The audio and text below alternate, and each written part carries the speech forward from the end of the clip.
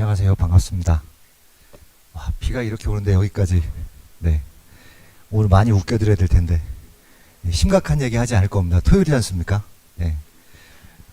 제 좌우명이 나는 내가 먹여 살려야 될 내가 있답니다. 네. 저희 큰애가 이번에 대입을 치렀고 작은애가 고입을 치렀는데 항상 아이들한테도 하는 얘기가 일단 아빠가 행복해야 된다. 네. 너희들은 내가 행복한 다음이다 라고 이야기를 하는데 오늘 선생님들한테 드릴 말씀이 25전형에 대한 전반적인 특징도 분명히 설명을 드리겠지만 전체적으로 우리가 교사로서 행복할 수 있는 방법에 대한 말씀을 드릴 겁니다. 그래서 이 부분이 제가 추상적인 이야기를 하는 것이 아니라 대교협의 첫 해에 왔었을 때부터 분석했던 내용들을 바탕으로 지금 현재 대입 제도들이 어떻게 바뀌어가고 있고 바뀌는 가운데서 방향성이 어떻게 흘러가고 있는지를 명확하게 설명을 드리는 것이 사실은 제가 지금 이제 파견교사로서는 마지막 강의입니다. 이 강의가. 그래서 경북교육청 김평식 장학사님하고의 그 인연 때문에 진짜 제가 좋은 분을 알게 돼서 정말 감사드리는데 그래서 한 걸음에 달려왔는데 어떤 식으로 주제를 잡을까라고 고민을 하다가 제가 지금 담고 있는 변화 상황에 대한 모든 것을 집약하는 말이 입시를 지워야 입시가 보일 거라는 말씀입니다. 입시를 지운다라는 것이 어떤 얘기고 그리고 어떤 방식으로 데이터를 살펴봐야 입시가 보이는지에 대한 그 방법을 말씀을 드릴 건데 결국에는 우리가 원래 교사의 자리로 돌아가는 것이 답이다 라는 게 오늘 강의의 주제가 될 것 같습니다. 저는 이런 일을 하고 있고요. 안타깝게도 제가 학교에서 업무분장을 맡았는데 고3 담임의 교육과정을 맡았습니다. 그쵸, 다 이렇게 탄식을 하시잖아요. 제가 학교에 가서 그런 얘기를 했어요. 50 먹은 기간제 뽑은 줄 아냐고 지금. 그래서 정말 학교에 돌아가기 싫어서 바둥바둥 하고 있는데 어쨌든 뭔가 쓰임이 있다라는 건 좋은 거니까 적당하게 알아서 해야 되겠죠. 그런 맥락에서 가장 먼저 살펴볼 것은 우리가 너무나 많은 정책적인 요소들을 많이 보고 있습니다. 예를 들자면 선생님들이 가장 헷갈려 하시는 분들이 많아서 전체적인 흐름들이 어떤 식으로 가고 있는가에 대한 주요한 내용을 살펴드리려고 현 정부와 전 정부에서의 전반적 정책, 대입 정책의 변화에 대한 포인트들을 설명을 드리려고 PT를 마련을 했는데 지금 현재 보면 2027년도에 치르는 학생들이 2028이니까 이제 이 아이들이 내년도에 선생님들을 그 새로운 세계로 인도할 아이들이겠죠. 교사에게 새로운 세계란 딱 첫 번째 맞닥뜨리는 게 하나가 있습니다. 그게 뭐냐면 정보공개법이 바뀌어서 선생님들이 다 평가계획서를 빡세게 작성하셔야 된다는 겁니다. 의무적으로.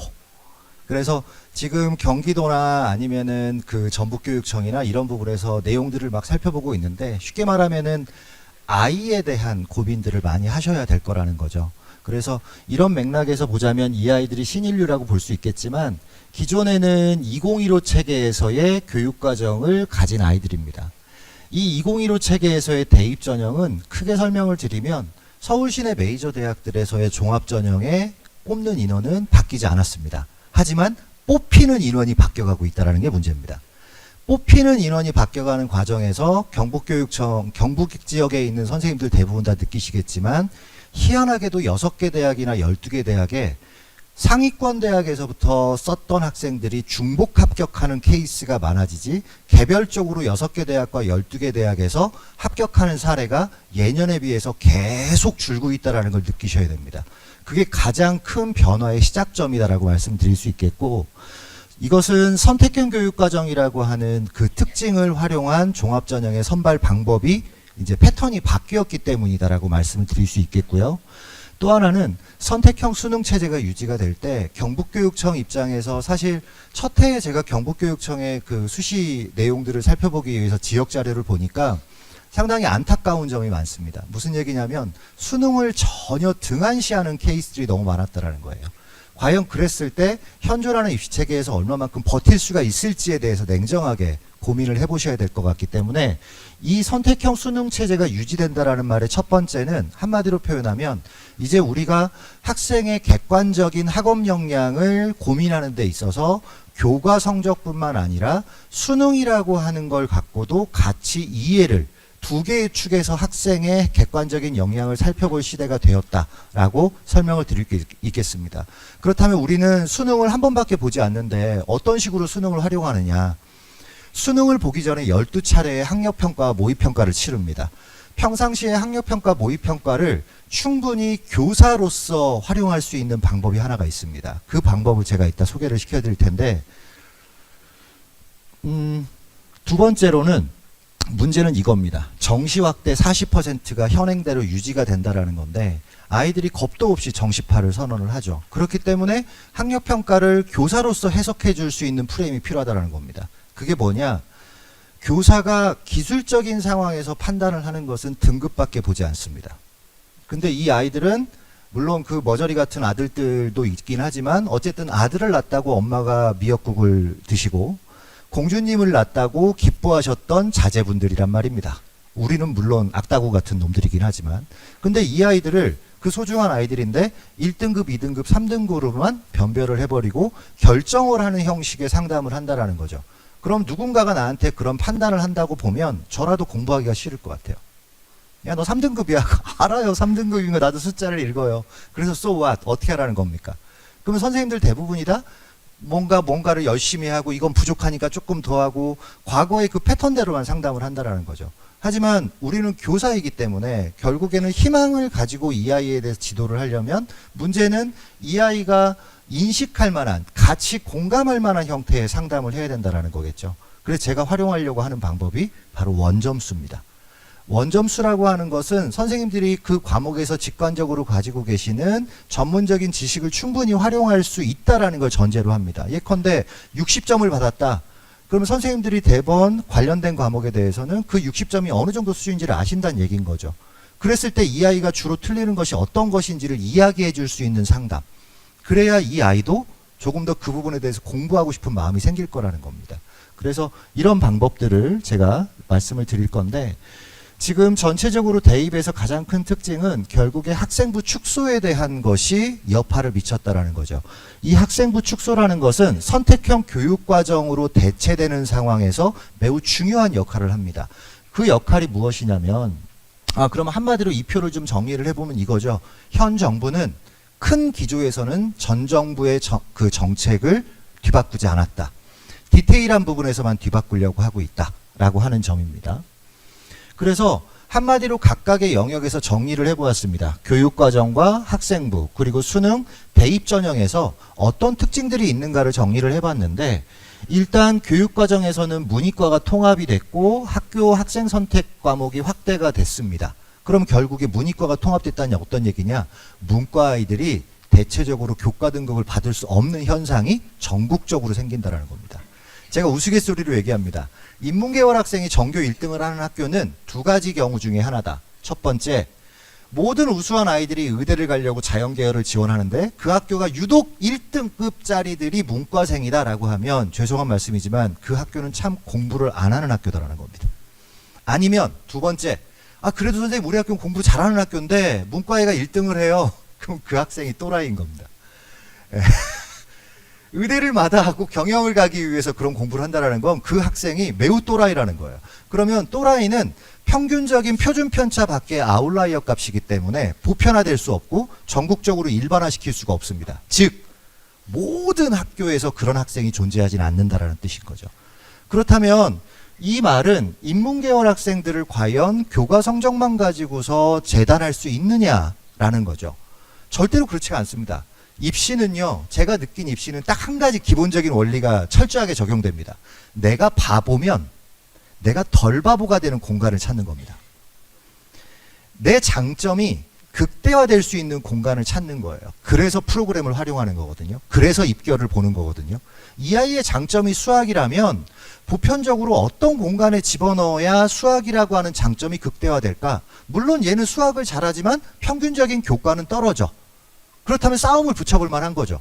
평균적인 교과는 있지만 수학이 얘보다 상대적으로 떨어진다라고 하면 그 공간에서 싸움을 붙여볼 수 있는 거예요. 어떤 원서에다가? 수시원서 1, 2, 3번에다가. 왜? 도전해봐야 되는 원서니까요. 내용 자체가. 절대 하나의 교과축으로만 위아래를 잡아서 상담을 할 수 없는 상황들이 계속되어 가고 있고 그런 물증들이 쏟아져 나오고 있다라는 점을 설명을 드리고 싶고요. 학생 선택 과목의 확대라는 것이 매우 중요합니다. 왜 학생 선택 과목이 중요하냐? 이 학생들에게는 지금 선생님들이 보고 계시는 연계 과정, 연계 교육 과정이라고 하는 것은 어떤 내용이냐면 처음에 제가 2017년도에 서울대학교 권호영 교수님과 작업했던 그 내용입니다. 정책보고서 내용. 2009 개정교육과정의 상황에서는 어떠한 선택도 있지 않았습니다. 그냥 심화하고 기초만 있었던 교육과정이에요. 그렇기 때문에 야, 너 자연계열에서 심화야? 그러면 과학2 배워야지. 인문계열에서 심화야? 너 사탐 일반 선택 과목 다 배워야지. 이런 방식이었단 말이에요. 하지만 지금 상황에서 2015가 들어오던 당시에는 교육부의 오더는 확실했습니다. 한 번도 선택해 본 적이 없잖아요. 그러면 선택하기 위한 가이드를 주셔야죠. 선생님들의 몫입니다. 라고 한 거예요. 그래서 착안한 게 뭐냐? 대학교의 전성과 전피를 다 긁어다가 가장 많은 과목들을 뽑아내고 그 뽑아낸 과목들을 배우기 위해선 고등학교 때 어떤 과목을 배워가면 조금 더 유리할까를 고민한 겁니다. 그래서 화학공학과를 가기 위해서 물리하고 화학이라는 과목이 대학교 교육과정에 개설되어 있으니까 연계되는 화원, 화투, 물원, 물투를 배우는 것이 유리할 거다라고 판단했다라는 거죠. 그리고 지금 현재 대학들이 발표하는 핵심 과목이나 권장 과목이라고 하는 개념들도 그 틀을 벗어나고 있지 않다라는 겁니다. 그럼 이게 왜 중요하냐? 학생부가 축소되었다라는 것이 포인트예요. 창체를 통해서 학생의 변별력을 갖추고 학생의 흥미를 평가하기가 매우 힘들어졌다라는 거죠. 더더군다나 블라인드가 된 상황에서는 더욱더 힘들어졌다는 이야기예요. 그런 상황에서 대학들이 생각해낸 건 뭐냐? 아, 우리 과목에 대해서, 그러니까 우리 전공이나 계열에 대해서 관련 있는 과목을 얼마나 배워왔는지를 쳐다보자라는 거죠.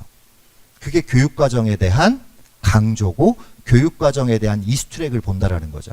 그런 맥락에서 경북교육청은 전반적으로 아주 확실한 핸디캡을 하나 갖고 있습니다. 학생 수가 200명이 안 되면 교육과정을 개설하는 게 힘듭니다.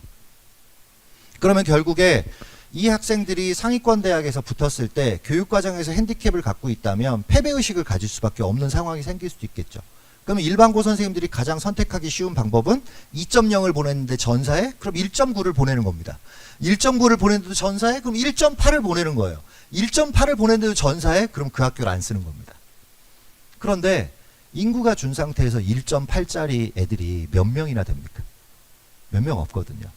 그리고 아까 부장님 말씀하신 것처럼 의예정원 2,000명 뽑아놓으면 경북 지역이나 아니면 이런 지역인재 전형을 쓰는 학생들 같은 경우에 대부분 다 그 대학들이 의대를 교과로 뽑기 때문에 아마도 1.7이나 1.8 정도까지 아이들은 가운을 입겠다고 6장을 다 의대로 쓸 겁니다.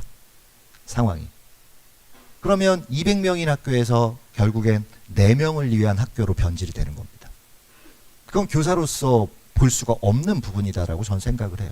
그럼 우리가 이런 변화 속에서 어떤 식의 준비를 해야 되느냐, 어떤 식의 대비를 해야 되느냐라고 하는 고민을 했던 것이었고, 이런 교육과정 속에서의 변화들이 제가 설명드렸던 이런 형태들의 변화들을 담고 있다라고 설명할 수가 있겠고요. 학생부는 제가 지금 설명드렸던 거였고, 공정성 강화 방안이라는 게 결국엔 학생부 축소의 최첩점이 되었다라고 볼 수가 있고, 수능 같은 경우에 이번에 서울대학교를 써보셔서 알겠지만 서울대학교가 정시임에도 불구하고 정말 금년에 서류평가를 빡세게 한 것 같습니다. 수능 점수가 무너졌어요. 네. 부장님한테 저희 학교에서 상담을 할 적에 이번에 직윤 쓰는 아이들은 아무래도 제가 학생부를 봐야 될 것 같습니다. 그랬더니 학생부를 끝까지 안 주셨어요. 뭐 때문인지는 모르겠는데 아무튼 안 주셨어요. 점수가 되냐 안 되냐를 판단해달래요. 점수는 총점으로 4.5점 정도 남는데 환산점 기준으로 떨어질 것 같습니다. 그랬어요. 그래서 저희 학교가 직윤 둘 다 사망했습니다. 네. 근데 서울대학교를 정시에서만 10명 정도는 보내는 학교란 말이에요. 그럼에도 불구하고 직윤이 사망했어요. 그 얘기는 뭐냐? 트렌드가 바뀌어가고 있다는 거예요. 정시조차도. 그러니까 정시만 준비해서는 안 된다는 이야기인 거겠죠.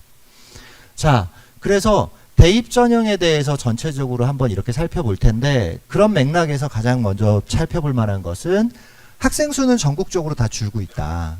그죠? 학생 수가 다 줄고 있고, 경북 같은 경우에도 약 777명 정도 22 교육 통계 자료에서 보면 줄고 있는데, 그럼 여기서 선생님들이 한 가지 의문점이 생겨요. 학생 수가 줄면 입결이 떨어지지 않나? 왜냐하면 촘촘한 게 이렇게 느슨해지니까 떨어질 확률은 있겠죠? 그런데 재미난 건 인구 변화보다도 훨씬 더 중요한 사실 때문에 입결이 떨어진다는 사실을 이해하고 있지 못하다라는 거예요. 제가 설명을 드려요. 인구 변화 때문에 커트라인이 떨어지면 제가 이렇게 여쭤볼게요. 경북의 상주시에 있는 혁신도시 안에 뭐 아파트가 하나 있고 강남에 아파트가 하나 있으면 대한민국 인구가 줄면 어느 아파트 값이 떨어질까요? 다 같이 떨어질까요? 아니요. 누가 봐도 아파트 값은 상주에 있는 아파트가 먼저 떨어집니다. 왜? 주변 지역이기 때문입니다. 총량이 줄어서 수요가 줄었다는 이야기는 그만큼 주변 지역이 무너질 확률이 있다라는 이야기죠. 그러면 그 주변 지역이 무너진다는 건 어떤 얘기냐? 이미 학생 수 대비 전체 정원, 대입 정원이 훨씬 많기 때문에 대학들이 100% 충원하지 못하는 현상들이 생긴다라는 거예요. 그럼 우리가 떠올려야 될 애들이 있죠. 5, 6, 7, 8, 9등급. 5, 6, 7, 8, 9등급. 그 아이들은 학업 역량이 어떤 차이가 있나요? 5, 6, 7, 8, 9등급은 차이가 없어요. 시험 당일 컨디션이에요. 네. 그걸 어떻게 하느냐? 원점수를 가만히 살펴보세요. 차이가 없어요. 수능에서도 한 번호를 다 찍으면 9등급이 안 나옵니다. 원점수를 보시면 알아요. 네. 그러면 이 아이들 같은 경우에도 좌절하고 있을 게 아니라 적어도 본인이 계열에 대해서 공부를 하고 싶거나 전공에 대해서 공부하고 싶은 게 있다면 해당되는 과목만이라도 공부할 수 있도록 유도를 해주는 게 방법이라는 거죠. 그 과목 안에서 너의 흥미를 더 찾을 수도 있다라고 설명해 주는 게 교사의 역할이라는 거죠. 그게 4명만을 위한 학교가 안 되는 첫 번째 방법이다라는 겁니다. 그런데 5, 6, 7, 8, 9등급이기 때문에 그곳이 안 돼! 라고 설명하는 건 약간 폭력적이라는 거예요. 제 얘기는. 자, 그래서 고교 학점제에 대해서 한마디로 표현을 하면 바뀌는 게 없다! 이겁니다. 바뀌는 게 없다. 배우는 총량만 적어진다. 하지만 바뀌는 게 없다. 어차피 국영수 50% 이상 이수 못한다. 차이가 있다면 I라고 하는 제도가 명문화되는 거죠. 근데 제가 이 녹화까지 하니까 이런 얘기 드려서 좀 부담 가긴 하는데 저는 그냥 교사 입장에서 설명할게요. 교육부도 신경 쓰지 않는데 우리가 왜 신경을 씁니까? 처음에 2028 대입제도 개편 마지막 회의 때 사무관님한테 그런 질문을 했습니다. 당신들이 5등급 체계의 상대평가를 운영할 거라고 한다면 내가 질문이 있다. 만약에 미수가 되는 학생이 생겼다면 이 학생은 모수에 포함시키냐 안 시키냐? 모수에 포함시키지 않는다면 교사는 한 번 성적을 털어낸 이후에 아이에 해당되는 아이를 빼내서 한 번 더 성적 처리를 해야 되는 부담감이 생긴다. 그거 어떻게 할 거냐? 대답을 하지 못해요. 이 얘기는 뭐냐?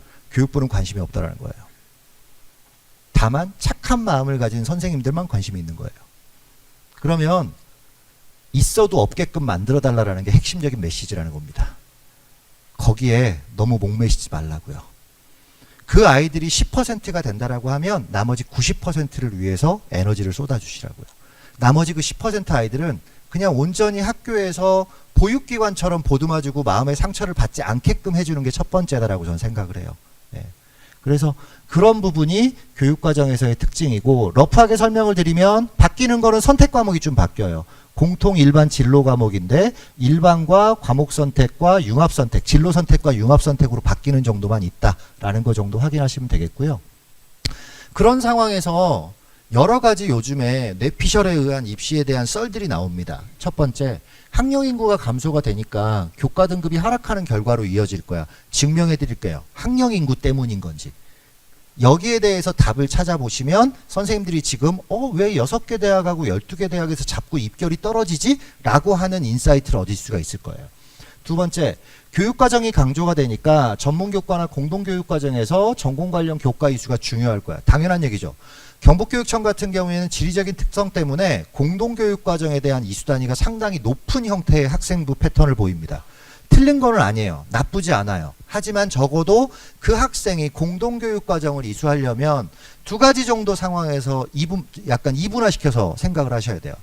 성적이 어느 정도 나오는 학생들이라고 하면 관련된 기본되는 그 기초되는 과목, 쉽게 말하면 일반 선택 과목에서 최대한 자신의 역량을 보여줄 수 있다는 근거가 있어야 돼요. 이게 왜냐하면 IB의 원리이기 때문이에요.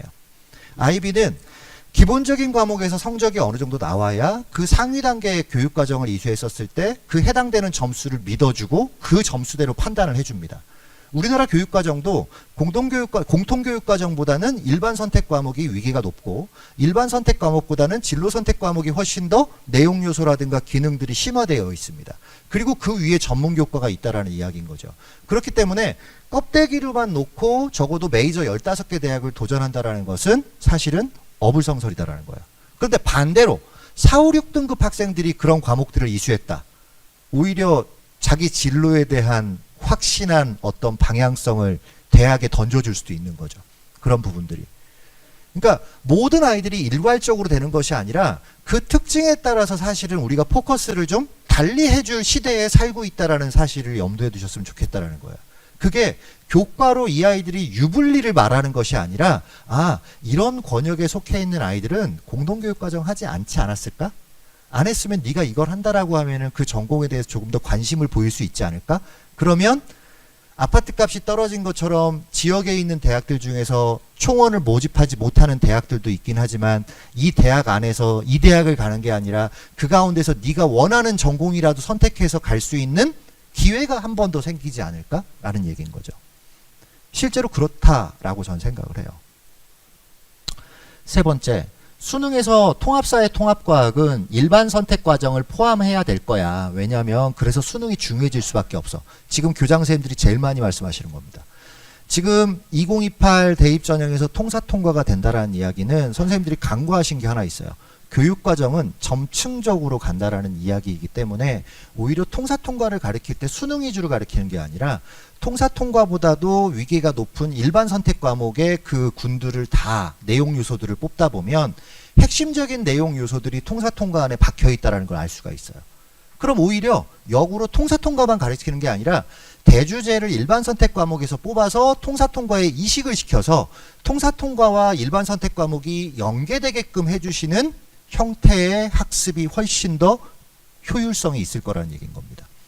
이미 수능은 국영수 위주로 돌아갈 수밖에 없는 판이 만들어졌고 교육부에서도 통사 통과를 내놓은 이유가 그런 맥락에서 내놓은 거기 때문에 그런 부분들을 이해하셔서 오히려 수능보다 종합전형에서 통사 통과를 활용하는 방법에 대한 고민들을 생각하시는 게 훨씬 좋을 것 같다. 정시 40%가 유지가 되니까 수학만 잘하면 정시에 유리해질 거야. 정시판에 대한 상이 없으실 거기 때문에 제가 23하고 24에서의 정시의 특징을 보여드리는 PT를 하나를 만들었어요. 한마디로 표현을 해볼게요. 2023년도에 수학의 1등급 인원이 22,000명이었습니다. 그럼 22,000명이라는 얘기는 뭐냐? 그 안에다가 집어넣을 대학들이 어디까지냐라는 거죠. 정원으로. 의치 약한 수, 서영고, 그 다음에 서영고 일부와 서성안의 일부 정도 집어넣으면 22,000명이 나옵니다. 그럼 이 얘기는 무슨 얘기일까요? 거기에 가려면 일단 1등급은 받아야 된다는 뜻이겠죠. 그러면 의예권이 2,000명이 늘어났다. 뭐 복잡한 얘기 안 하고 지금 현재 의예권에서 2,000명 더 늘리면 서영고 말고 서성안 정도 말고 서영고 정도까지는 교과가 그러니까 수능이 수학이 1등급은 아이들이 일단 들어간다라고 보셔야 돼요. 왜? 대부분의 의예는 최저가 있기 때문에. 그러면 수학을 못하면 어떤 현상이 생기냐? 국어로 덮었을 수 있지 않아요? 국어로 못 덮었어요. 국어로 덮었을 수 있는 건 유일하게 최저학력 기준밖에 없어요. 그리고 더 안타까운 거, 국어를 잘하는 애들이 문과 애들이 아니라는 거예요. 네. 그러니까 수학에서 점수를 잘 받은 놈이 국어에서도 점수를 잘 받아요. 그러니까 덮어 쓰는 건 없어요. 절대로. 그렇기 때문에 가장 변별이 확실한 수학을 잘한다는 것은 그 클러스터 안에 들어간 거예요. 그럼 나머지 합불은 뭘로 판단하냐? 국어나 영어나 탐구가 얼마만큼 밸런스를 갖추었냐 갖고 평가를 받는다는 거예요. 근데 대부분의 정시파 애들 보세요. 지가 수학하고 과학만 잘하면 정시에서 갈 수 있을 줄 알아요. 그 아이들은 오히려 수시에서 종합이나 논술로 가야 되는 애들이에요. 왜? 그 과목만 봐도 되니까. 오히려. 그러니까 선생님들이 교과 위주가 아니라 정시까지도 어느 정도는 이해를 하신 상태에서 지도할 수 있는 상황이 필요한 시기다라고 볼 수 있겠고, 세특기 기록이 중요해졌으니까 AI를 활용하자. AI 그거 아십니까? 대학에서 평가할 때요. 고려대 같은 경우에는 대놓고 동일교 평가를 하잖아요. 그런데 AI로 돌리면요. 대부분의 대학들이 AI 유사도 평가라는 걸 합니다. 혹시 AI로 써보셨으면 꼭 그 사이트도 가보셔야 돼요. 몇 % 인간이 썼나 측정해주는 사이트가 있습니다. 네. 그 사이트가 있어요. 그래서 83% 인간이 쓴 글 뭐 이런 게 나와요. 예. 그래서 그런 유사도 같은 것들을 한번 좀 살펴볼 필요가 있는데, 과연 이 세특이 중요해졌다라는 말이 기록에 있어서 좋은 말만 써주면 되는 건지 실제적인 샘플을 갖고 한번 지켜보고요. 결국에 학점제의 영향력이 줄어들지 않을 거다라는 거고, 2015에서 나타난 현상들이 2022까지 이어질 수밖에 없는 거다. 그럼 교사로서 이런 생각을 해보죠. 일을 가장 못하는 사람은, 일머리가 없는 사람은 하루 벌어 하루 먹고 사는 사람입니다. 예를 들어서 해마다 입결을 쳐다보면서 그거를 분석한다고 노가다를 해가지고 공부하시게 되면 정말 힘들죠. 근데 일머리가 있는 사람은 어떤 거냐면, 작년하고 금년하고 바뀐 걸 먼저 보시는 분들이에요. 바뀐 걸 봤다는 얘기는 작년에 이게 어느 정도 그 특징들이 바꾸고 싶어서 대학이 바꿨다는 이야기인 거거든요. 근데 일을 가장 잘하는 사람들은 정책의 흐름에 대해서 생각하십니다. 제가 결론 말씀드렸잖아요. 학점제까지 큰 기조의 정책이 변화가 없다가 지금까지 설명드렸던 내용이지 않습니까? 그렇다면 지금부터 우리가 어떻게 적응을 해야 되느냐라는 건데, 2015에서 사실 가장 핵심적인 사안은, 선생님들이 고3 단위 선생님이시면 지금은 어떤 것도 알 수 없다가 답입니다. 왜냐? 대부분의 선생님들이 관심 없어 하시고 관심 있어 하는 건 의예과 정원만 생각하세요. 그런데 의예과 정원은요, 정부에서 기조를 이렇게 했습니다. 수도권보다는 비수도권에다가 집중시켜 주겠다. 그럼 비수도권은 대부분 다 뭘로 뽑죠? 교과로 뽑아요. 그렇다면 교과 커트라인은 떨어질 수 있어요. 교과 커트라인은. 근데 그만큼 교과 커트라인이 떨어졌을 때 선생님 학교에서 뭐 지금 현재 1.3 정도가 의예과 컷이라고 하면, 이 정도 이론 뽑으면 한 1.5나 1.6까지 떨어지겠죠. 많이 뽑으니까. 대신에 선생님 학교에서 1.6이나 1.7이 그 수능 최저를 감당할 수 있는 아이들이냐라는 게 포인트예요. 교과하고 수능 최저는 반대 관계입니다. 수능에서 최저가 없으면 교과 컷은 엄청 올라가요. 교과 전형에선. 그런데 최저가 걸리는 순간 만족하지 못하는 아이들이 생기기 때문에 자꾸 떨어져 나간다는 거예요. 지금 당장의 경북대학교 지역인재 전형도 경북 지역에서는 많이 못 먹고 있잖아요. 최저가 너무 세서.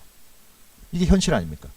그 아이들이 다 어디로 갔었죠? 과거에 서울대나 한양대로 갔었어요. 근데 한양대도 금년에 요강을 바꿨어요. 그러면 이 아이들이 갈 수 있는 곳은 서울대 다음에 바로 건대로 떨어져야 되는 상황이 생기는 거예요. 안타깝거든요, 상황이. 그래서 지금 선생님들이 생각하시는 건 의예과 정원에 대해서만 생각하지만, 여기서 걸려있는 건 수능을 얼마만큼 아이들에게 인식을 시켜줄 것이냐가 상담의 첫 번째가 돼야 되고, 그러기 위해서 학력평가를 활용하는 방법이 훨씬 더 중요해졌다. 미루어 보건대 의예를 쓰지 않게끔은 할 수 없지만, 그래도 이 가운데서 서영고 정도를 써야 되는 이유를 설명해 주셔야 되는 시대가 됐다라는 거예요. 그런데 의대 정원 증가는 순증이기 때문에 상관이 없어요. 더 많이 뽑으니까, 지금보다. 문제는 뭐냐면, 선생님들이 별로 관심이 없으시겠지만 대학 혁신 지원 사업이라는 거예요. 대학 혁신 지원 사업은 어떤 얘기냐? 무전공과 광역 단위로 선발하는 겁니다. 지금 현재 150개 대학이 신청을 했습니다. 왜냐? 저 사업비가 어마어마해요. 보통 고교대학 기여사업 같은 걸로 해갖고 고기사업을 하게 되면 한 10억 내외 정도의 예산을 받는데, 입학처에서 입학사정관들의 월급입니다. 그게 대부분 다. 근데 저 혁신지원 사업은 그 월급하고 상관없이 대학에다가 80억, 90억 이렇게 주는 사업이에요. 대학이 안 들어올 이유가 없어요. 근데 어떻게 들어오느냐? 무전공이라고 하든 광역이라고 하든, 원래 여기에 계시는 400명이 그 대학의 정원이면 그 400명에서 십시일반 모아서 신규 모집 단위가 생기는 거예요. 근데 무전공까지 가는 학교들은 별로 없을 거예요. 근데 오히려 광역은 많이 할 겁니다. 근데 광역 사업에서 가장 중요한 옵션이 하나 있어요. 광역에서 10명을 뽑았어요. 예를 들어서 사회과학대학 광역으로 10명을 뽑았어요. 서울대학교 인문광역처럼 10명을 뽑았는데, 그러면 나머지 사과대 정원이 10명 주는 거죠. 여기에 10명이 생겼으니까. 그럼 이 광역의 특징은 뭐냐? 2학년 때 전공을 선택하게 해줍니다. 근데 그 전공 선택할 때 어떻게 하느냐? 원래 가장 인기 있는 과가 만약에 사회과학대라고 하면, 사회과학대 안에 사회과학과라고 하면 사회과학 정원이 10명밖에 안 되면 이 중에서 무언가 지원을 해야 될 거 아닙니까? 지원을 하는데 기존에 뽑았던 인원이 있으니까 거기에 지원할 수 있는 T1은 2명, 3명밖에 없을 수 있어요. 광역 단위에서 나갈 수 있는 애들은. 그런데 가장 큰 옵션이 뭐냐? 해당되는 전공의 150%를 증원할 수 있게끔 만들어놨어요. 그러면 인기 있는 학과로 더 쏠림 현상이 생기는 거예요. 그럼 누가 광역을 갈까요? 내가 지금 당장 거긴 갈 수 없지만 우회도로를 통해서 가려고 하는 애들이 광역단위를 지원할 거예요. 그러니까 입결이 어떻게 될지 모르는 거예요. 그럼 더 문제는 뭐냐? 아직까지 시행계획상에서는 그게 나타나지 않았다는 얘기예요. 2025 시행계획에서는 저 두 가지의 요소가 반영되어 있지 않아요. 근데 시행계획이 뭘로 바뀝니까? 모집 요강으로 바뀌어서 4월 달에 학생들한테 짜잔하고 그 홈페이지에서 나타나야 되는데 아직까지도 저게 사업 추진 중이기 때문에 금년도에 몇 명을 어떤 전형에서 어떤 모집 단위에서 뽑는가를 결정되는 시기는 5월 말이 지나가 봐야 합니다. 그럼 5월 말까지 우리는 넋내놓고 있느냐? 아니죠. 그때까지는 학생의 기본적인 학업 역량에 대해서 객관화하고 서류에 대해서 평가해주는 상담이 훨씬 더 중요한 상황이 되겠죠. 어느 대학을 쓸지는 그 기본 총량에서 정해지는 거니까 나중에 정해도 된다는 얘기예요. 근데 대부분의 아이들은 그걸로 조바심을 내요. 그럼 조바심을 내는 가장 큰 이유는 뭐냐? 그 공백 기간 동안의 상담 내용 자체가 뭔가 정해진 게 없기 때문이에요. 그렇지 않습니까? 네.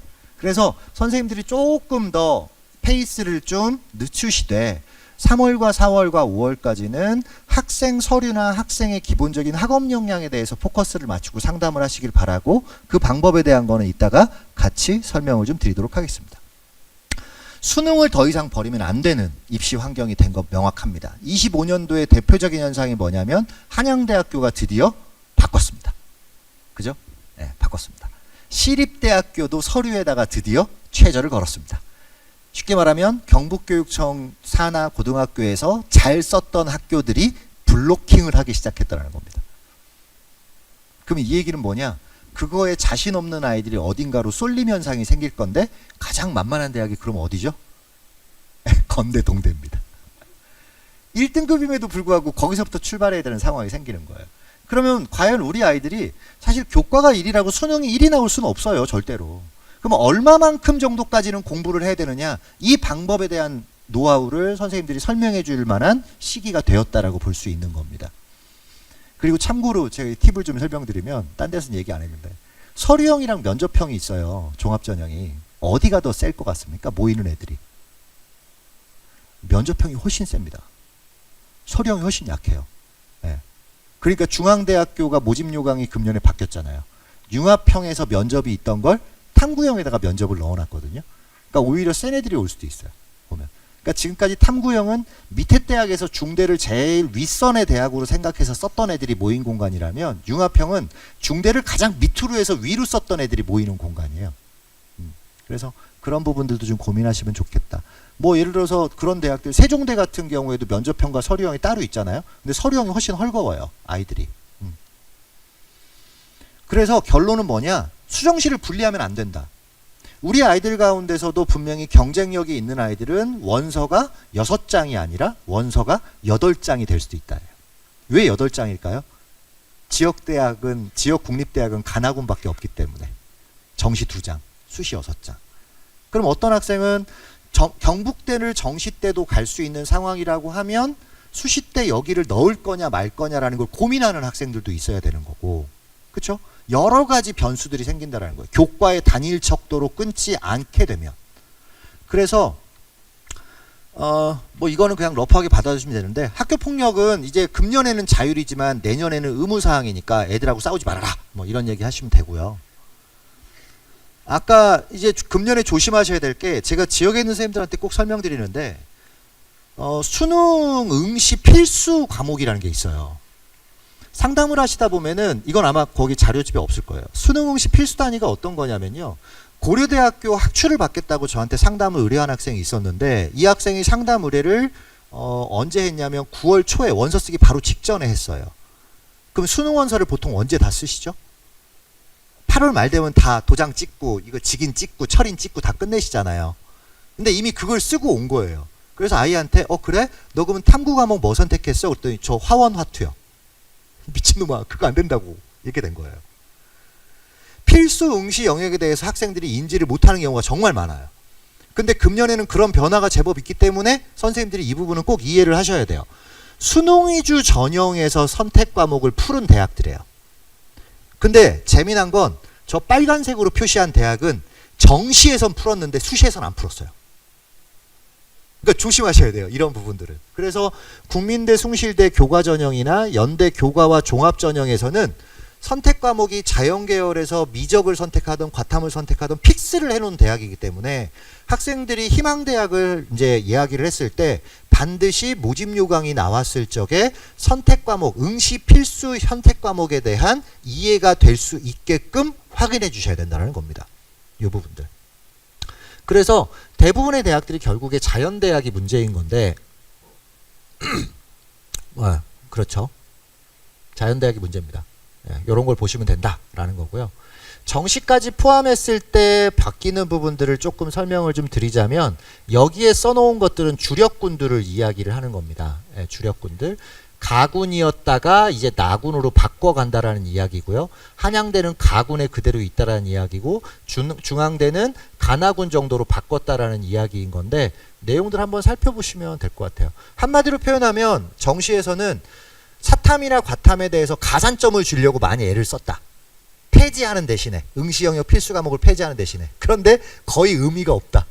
그냥 뭐 잘하는 애가 잘 된다. 수학 잘하는 애가 깡패다.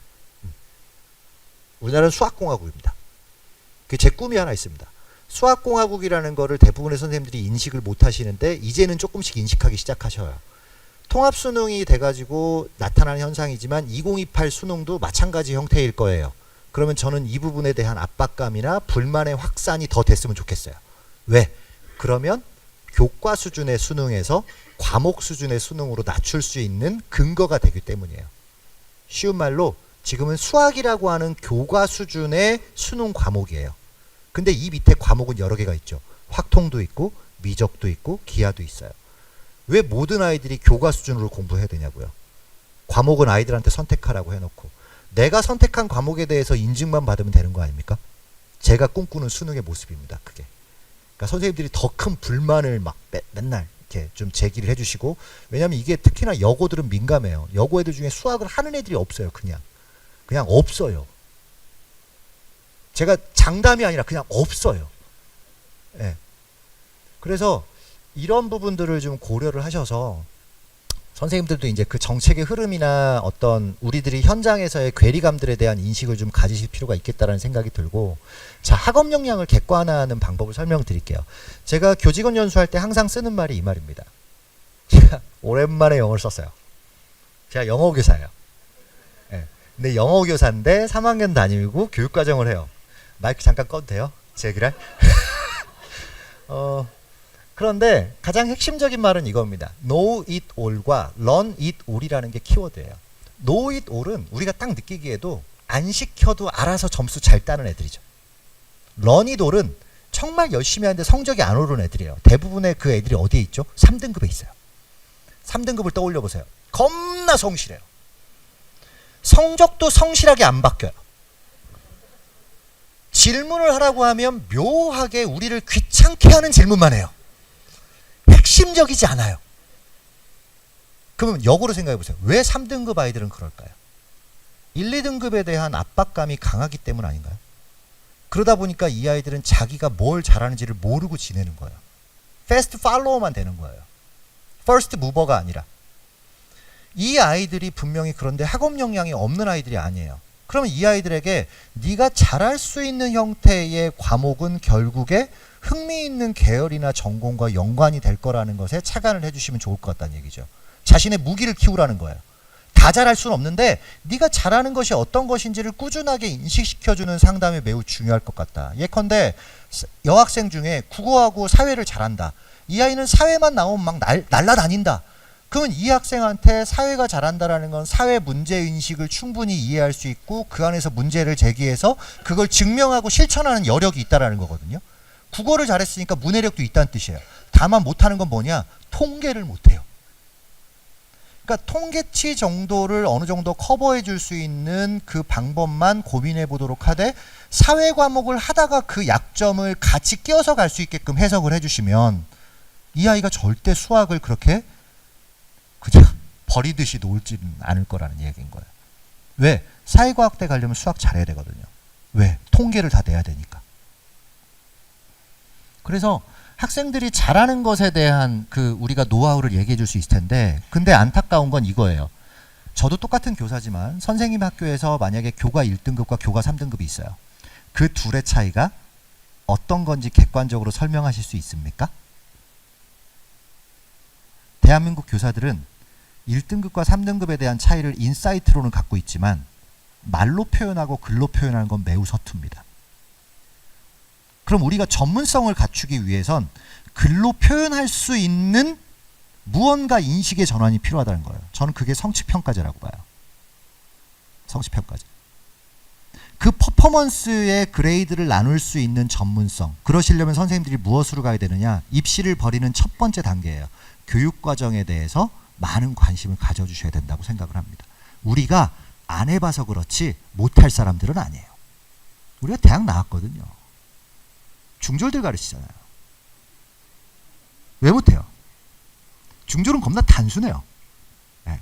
그래서 선생님들이 안 해본 것에 대한 두려움은 가질 수 있겠으나 학점제까지 가게 되면 교육과정을 이해한 상태에서 수업으로 옮겨 들어가는 그 형태가 매우 중요시 여겨지기 때문에 선생님들의 본업으로 돌아갈 수 있는 이 방법을 같이 고민해 봤으면 좋겠다.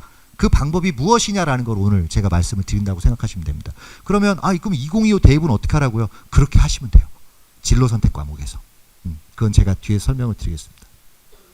자, 이 내용은 제가 24 전형 내용이 없어서 23 가지고서 이야기한 건데요. 제가 아까 인구 변화보다 더 심각한 변화가 여기 나타났다. 6개 대학과 12개 대학의 입결이 계속 떨어지는 이유를 설명을 드리려고 합니다. 21년도 입시와 23년도 대입의 결과를 가지고 분석한 겁니다. 그럼 21 입시는 뭐냐?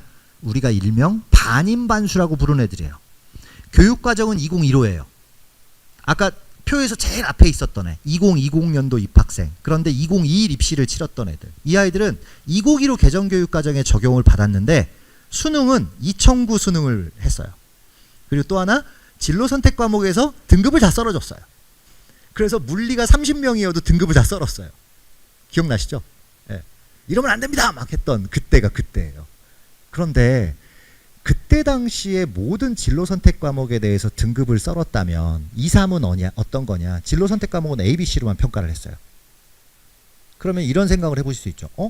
2, 3에서 진로선택 과목을 했다는 얘기는 그러면 교과 등급을 조금 더 보전하기가 훨씬 쉬웠다는 이야기인 거죠. 자연계열 학생들 같은 경우에 2가 A, B, C로만 나오니까 물론 인문계열 아이들은 일반 선택 과목이 더 많으니까 등급은 떨어질 수밖에 없는 상황인 거고 그러면 가설을 하나 세울 수 있어요. 21에서의 교과 성적이 23에서의 교과 성적보다 동일한 형태의 대학의 계열에서 나타난다면 비교한다면 더 떨어져야 맞다. 안 좋아져야 맞다. 이거죠. 그래서 인구 변화도 살펴봤더니 20이라고 23하고 총량이 그렇게 큰 차이가 안 나요. 그러면 이걸 증명하려고 뭔 짓을 해놨느냐. 서영고, 서성한, 중경외시, 건홍동숙으로 그레이드를 나눠놨어요. 이건 서열이 아닙니다. 절대 서열이 아니에요. 공식적으로 녹화를 하기 때문에 제가 말씀드리지만 학생 선호도에 의한 분류 체계표입니다. 또 대교에서 나온 사람이 막 대학 서열화했다고 막 이런 얘기. 절대 저는 서열하지 않았습니다. 이게 학생의 서열로 간 게 아니라 학생의 선호도를 표시한 거다. 두 번째, 서영고 안에서 인문과 자연과 공학이라고 하는 계열을 나눠봤어요. 그러면 누가 봐도 공학 계열 아이들이 자연 계열 애들보다 공부 잘하는 애들이 가지 않나요? 대체적으로. 그럼 여기서 의예는 뺐어요. 보건 계열은. 빼서 비교를 해봤는데 자, 요 합격자 편차를 한번 보세요. 요게 평균이고 요게 편차예요. 그럼 이건 어떤 의미냐? 가장 쉬운 설명 하나 해드릴게요. 교과 평균에다가 편차를 더하면 등급이 안 좋아지는 거죠. 하위 80%의 커트라인이 예상이 된다라고 생각하시면 돼요. 그럼 얘를 빼면 등급이 좋아지는 거죠. 평균에서 편차를 빼면 상위 20% 값이라고 생각하시면 돼요. 근데 재미난 게 위아래를 비교해 봤을 때 평균은 얼추 비슷한 듯 보이는데 밑에 칸에서 편차가 더 커져요. 제가 그래서 편차가 큰 걸 일부러 빨간색으로 표시해 놨거든요. 그럼 어디가 우리 가설에 맞는다면 21이어야 됩니까? 아래 칸이 21이어야 되거든요. 아니에요. 23이 아래예요. 그럼 이게 서영고만 나타난 거냐? 아니에요. 서성안에 가면 더 커져요. 편차가. 밑에 가면 더 커져요. 편차가. 그러면 이런 패턴이다라고 하면 건홍동숲 가면 더 커져야 되겠죠. 인구 변화 때문에 그런다라고 한다면. 그렇잖아요? 밑에 가면 편차가 차이가 안 나요. 그럼 이건 무슨 뜻이냐라는 거예요. 간단합니다. 건홍동숲을 붙은 아이들은 교과가 무기였다라는 거예요. 이 아이들이 윗대학도 쓸 텐데 위에서 다 전사해 왔다라는 뜻이에요. 인구 변화라고 하면 다 같이 떨어져야 되죠. 다 같이 떨어지지 않았다는 얘기는 대학이 의도된 프레임에서 학생들을 평가했다는 뜻인 거예요. 그럼 그 시점이 뭐냐? 교육과정을 평가하기 시작했던 시점부터예요. 이게. 그러니까 계속해서 서성환과 준경회 씨 같은 경우에는 학생들 자체 풀이 되게 커지고 있는 거예요. 더 쉽게 말을 하면 외고나 특목고나 교육과정이 센 학교에서 만약에 3점대 초중반이 나왔다. 근데 선생님 학교에서 2점대 초반 애가 붙었다. 교육과정이 센 애 뽑았다는 뜻이에요. 그래서 대교협에 왔을 때 프로그램을 바꿔보려고 했어요. 교육과정을 분석하는 형태의 프로그램 메뉴를 개발하려고 했는데 여러 가지 반대에 부딪혀가지고 못하긴 했습니다. 못하고 갑니다. 제일 아쉽긴 합니다. 그게. 그래서 지금 현재 선생님들이 심각하게 생각하셔야 될 것은 대학이 생각보다 의외로 핵심적인 과목에 대해서 이수를 해와야 된다는 것이 자격 기준은 아니지만 분명히 보고 있다. 그런데 재미난 건 그럼 어떤 과목들을 다 배워야 돼요? 많지 않아요. 많지 않아요. 오히려 핵심 과목에서 벗어난 과목이 훨씬 많아요. 단위수를 생각을 해보시면. 그러면 일반고의 장점은 뭐가 돼야 되냐면 교육과정이 그렇게 특성화되지 못한 상태에서 아이들의 장점은 일반고의 가장 큰 장점은 한 명의 중조를 30명의 다양한 과목에서 보고 있다는 게 장점이에요. 이게 무슨 얘기냐면 중졸은 되게 단순합니다. 사고가. 자기 개성이 금방 드러나요. 그럼 선생님들이 다양한 그 과목의 목적에 맞는 수업을 하는 과정 중에 학생의 장점이랑 아다리가 맞는 곳들이 분명히 나타날 수밖에 없다라고 하는 게 포메이션인 거예요. 그러면 강제적으로 그 과목을 배우라고 하는 특목고의 애들이랑 일반고는 전혀 다른 판으로 가는 거죠. 다양한 형태의 과목을 그 과목에서의 내용 체계에 맞게끔 가르쳐 봤더니 이 아이가 유독 이런 부분에서 두드러진다 라고 하는 부분이 기록에서 다양하게 나타나게 해주셔야 돼요. 그럼 이거는 예전의 창체 방식처럼 학교가 컨트롤해 가지고 움직일 수 있는 학생부의 시절이 끝났다라는 걸 의미하는 거예요. 그게 가장 큰 매력이에요. 어떤 매력이냐? 선생님들끼리 서로 협업할 수 없다라는 게 매력이에요. 세특 갖고 절대 협업하지 않잖아요. 오히려 그 아이에 집중할 수 있다는 거예요. 그럼 선생님은 무엇을 하셔야 되냐? 아이에 집중할 수 있는 유일한 방식은 선생님 수업에 집중하시는 거예요. 선생님 수업에서 그 아이가 뛰어놀도록 해주실 수 있는 방법을 연구하시면 된다는 얘기인 거예요. 그려줄 수 있는 시대가 아니라는 거예요. 이제는. 어차피. 그러시다가 암 걸려요. 네. 우리는 저녁이 있는 삶을 살아야지 저녁에 있는 삶을 살면 안 돼요. 네. 그래서 이 패턴에서 보여지는 내용들이 2024 대입에서는 사실은 더 심각해졌다. 그럼 좀 더 쉽게 설명을 드리면 우리 아이가 1, 2학년 담임선생님 같은 경우에 3개 대학일지 6개 대학일지 12개 대학일지 모르지 않아요? 맞아요. 그러니까 안내를 어떻게 하느냐? 서류의 방향성을 1, 2학년 때는 철저하게 계열로만 잡아주시는 거예요. 왜? 계열로 잡아도 충분해요. 1, 2학년의 교육과정은 대부분 다 계열 중심 형태에서 일반적인 학업 역량만 보여주는 공통과목과 일반 선택 과목으로 구성되어 있기 때문에. 그러면 2022에가도 마찬가지죠. 공통 과목과 일반 선택 과목은 해당되는 그 계열에서 가장 핵심적인 과목이란 말이죠. 학업 역량을 보여주는. 변하는 게 없는 거예요. 그러면 저렇게 계열적 합성을 간다는 얘기는 1, 2학년 담임선생님들이 1학년 담임선생님들이 특히나 이 학생이 어떤 계열에 조금 더 적합할지에 대한 상담이 꾸준히 이루어져야 된다는 이야기인 거예요. 첫 번째가. 그때 연계교과에 대한 안내서가 나올 수도 있겠죠. 근데 더 중요한 건 과목을 선택함에 있어서 중졸들은 얼마나 단순하냐면 야 전교 1등이 저기 갔대. 난 안 가. 야 내 친구가 저기 간대. 같이 가. 이렇게 가요. 과목 선택이 동료 집단의 선택이에요. 그러니까 이 단순무식한 중졸들에게 선생님의 그 은혜로운 지식을 나눠줄 수 있는 방법은 네가 선택하는 과목에서 앞으로 이러이러한 내용에 대해서 배우게 될 거야. 그 과목에 대한 실질적 안내도 필요한 시기가 됐다는 얘기인 거죠. 그럼 너는 어떤 부분이 이 중에서 맞을 것 같아? 그러면 그거하고 맞는 활동을 1학년 때 좀 해볼까? 2학년 때도 마찬가지죠. 진로 선택 과목을 네가 이걸 하게 되면은 그 내용들이 연계가 될 텐데 너는 일반 선택이랑 진로 선택이랑 내용이 연계되는 게 뭐 어떤 내용이 연계가 돼 있을 거라고 생각해? 그걸 안내해 주셔야 돼요. 그러면 그 안내가 불가능하냐? 아니에요. 대한민국 교육이 훌륭한 이유가 그 모든 내용 체계에 대한 소스를 오픈 소스로 개방해 놨다는 거예요. 우리가 안 읽었을 뿐이에요. 한마디로 표현하면 지금의 선생님들은 예전에는 교과서 위주로 가르쳤던 내용들이 이제는 교육과정이라고 하는 문서에 대해서 관심을 가지셔야 될 시기가 되었다는 겁니다. 공부를 하셔야 돼요. 시대가 바뀌었기 때문에. 그러면 언제 전공적 합성에 대한 이야기를 하느냐? 이미 진로 선택 과목 정도 하는 3학년에 올라가면 그때 MSG 치시라고. 그때. 1, 2학년 때부터 간호학과 못 가면 죽어버릴 것 같은 아이로 만드시지 마시고. 그러면 이거는 평가에서도 가장 단순한 원리예요. 대학이 봤을 때 아이들은 해당되는 그 계열의 과목을 선택했다라는 것 자체가 이미 그 전공에 대해서 충성도를 보여주겠다라는 의미란 말이에요. 거기다가 대놓고 대학은 너는 그 과목에서 뭐 배워왔어? 이걸 물어봐야 되는데 너는 그걸 왜 했어? 라고 물어보진 않는다라는 거죠. 근데 우리는 학생부에다가 그걸 왜 했는지를 설명해주고 있다는 거예요. 왜? 얘가 간호학과에 가야 하므로. 왜? 얘가 평상시에 화학공학과에 관심이 있었으니까. 그게 국영수, 사과, 한국사까지 다 나타난다는 거죠. 한국사를 하는데 화공을 어떻게 하죠? 네.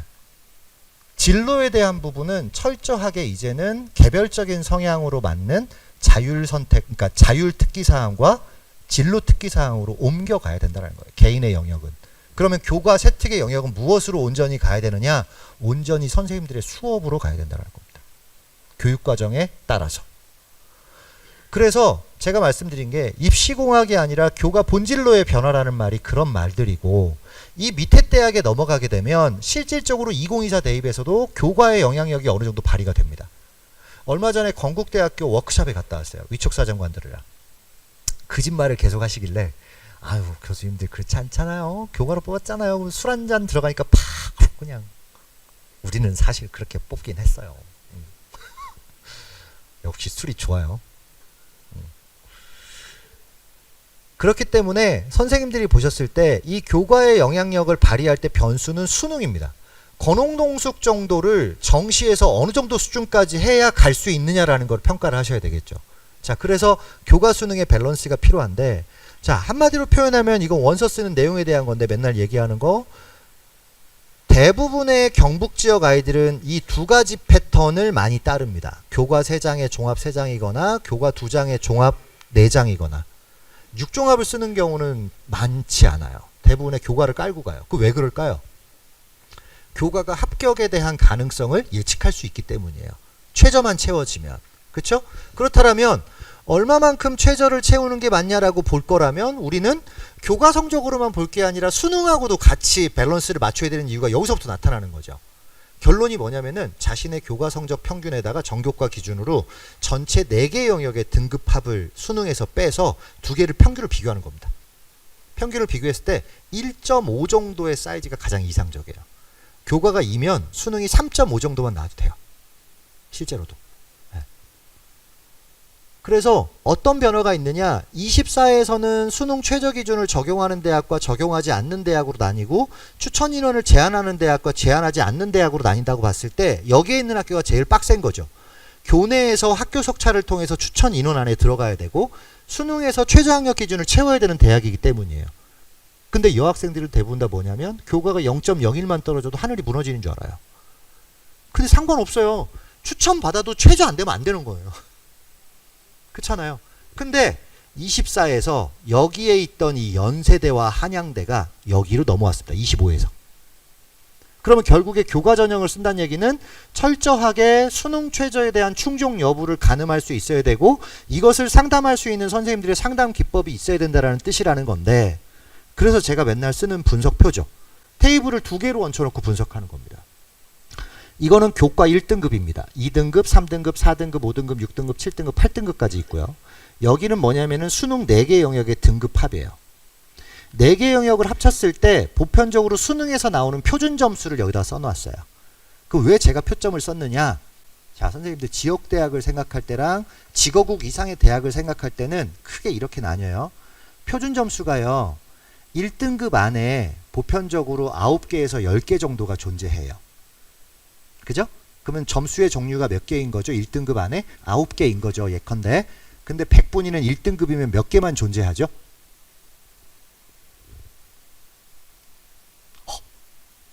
100분위는 1등급이 몇 개 존재합니까? 4개만 존재합니다. 100, 99, 98, 97, 96 여기 5개네요. 5개가 존재합니다. 그럼 어떤 가지수가 더 많아요? 표점 가지수가 훨씬 많죠. 변별이 되는 거죠. 그래서 지역거점 국립대 이상의 대학들은 표준 점수를 쓰는 거예요. 그래서 변별이 더 되니까.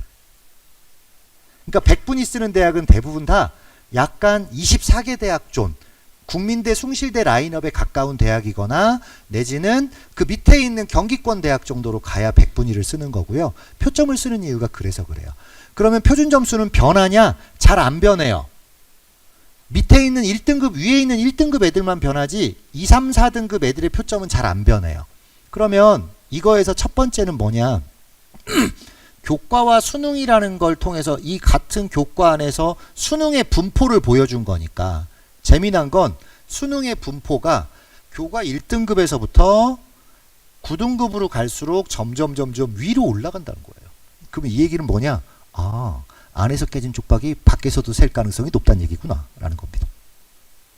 그럼 선생님 학교에서 얼마만큼 교과가 나오는 아이들이 수능에서 버티는지에 대한 상을 가지셔야 될 필요성이 있는데, 그런 맥락에서 설명을 드리자면 약간 수학적인 개념 하나만 넣어볼게요. 평균과 중앙값이라는 개념이에요.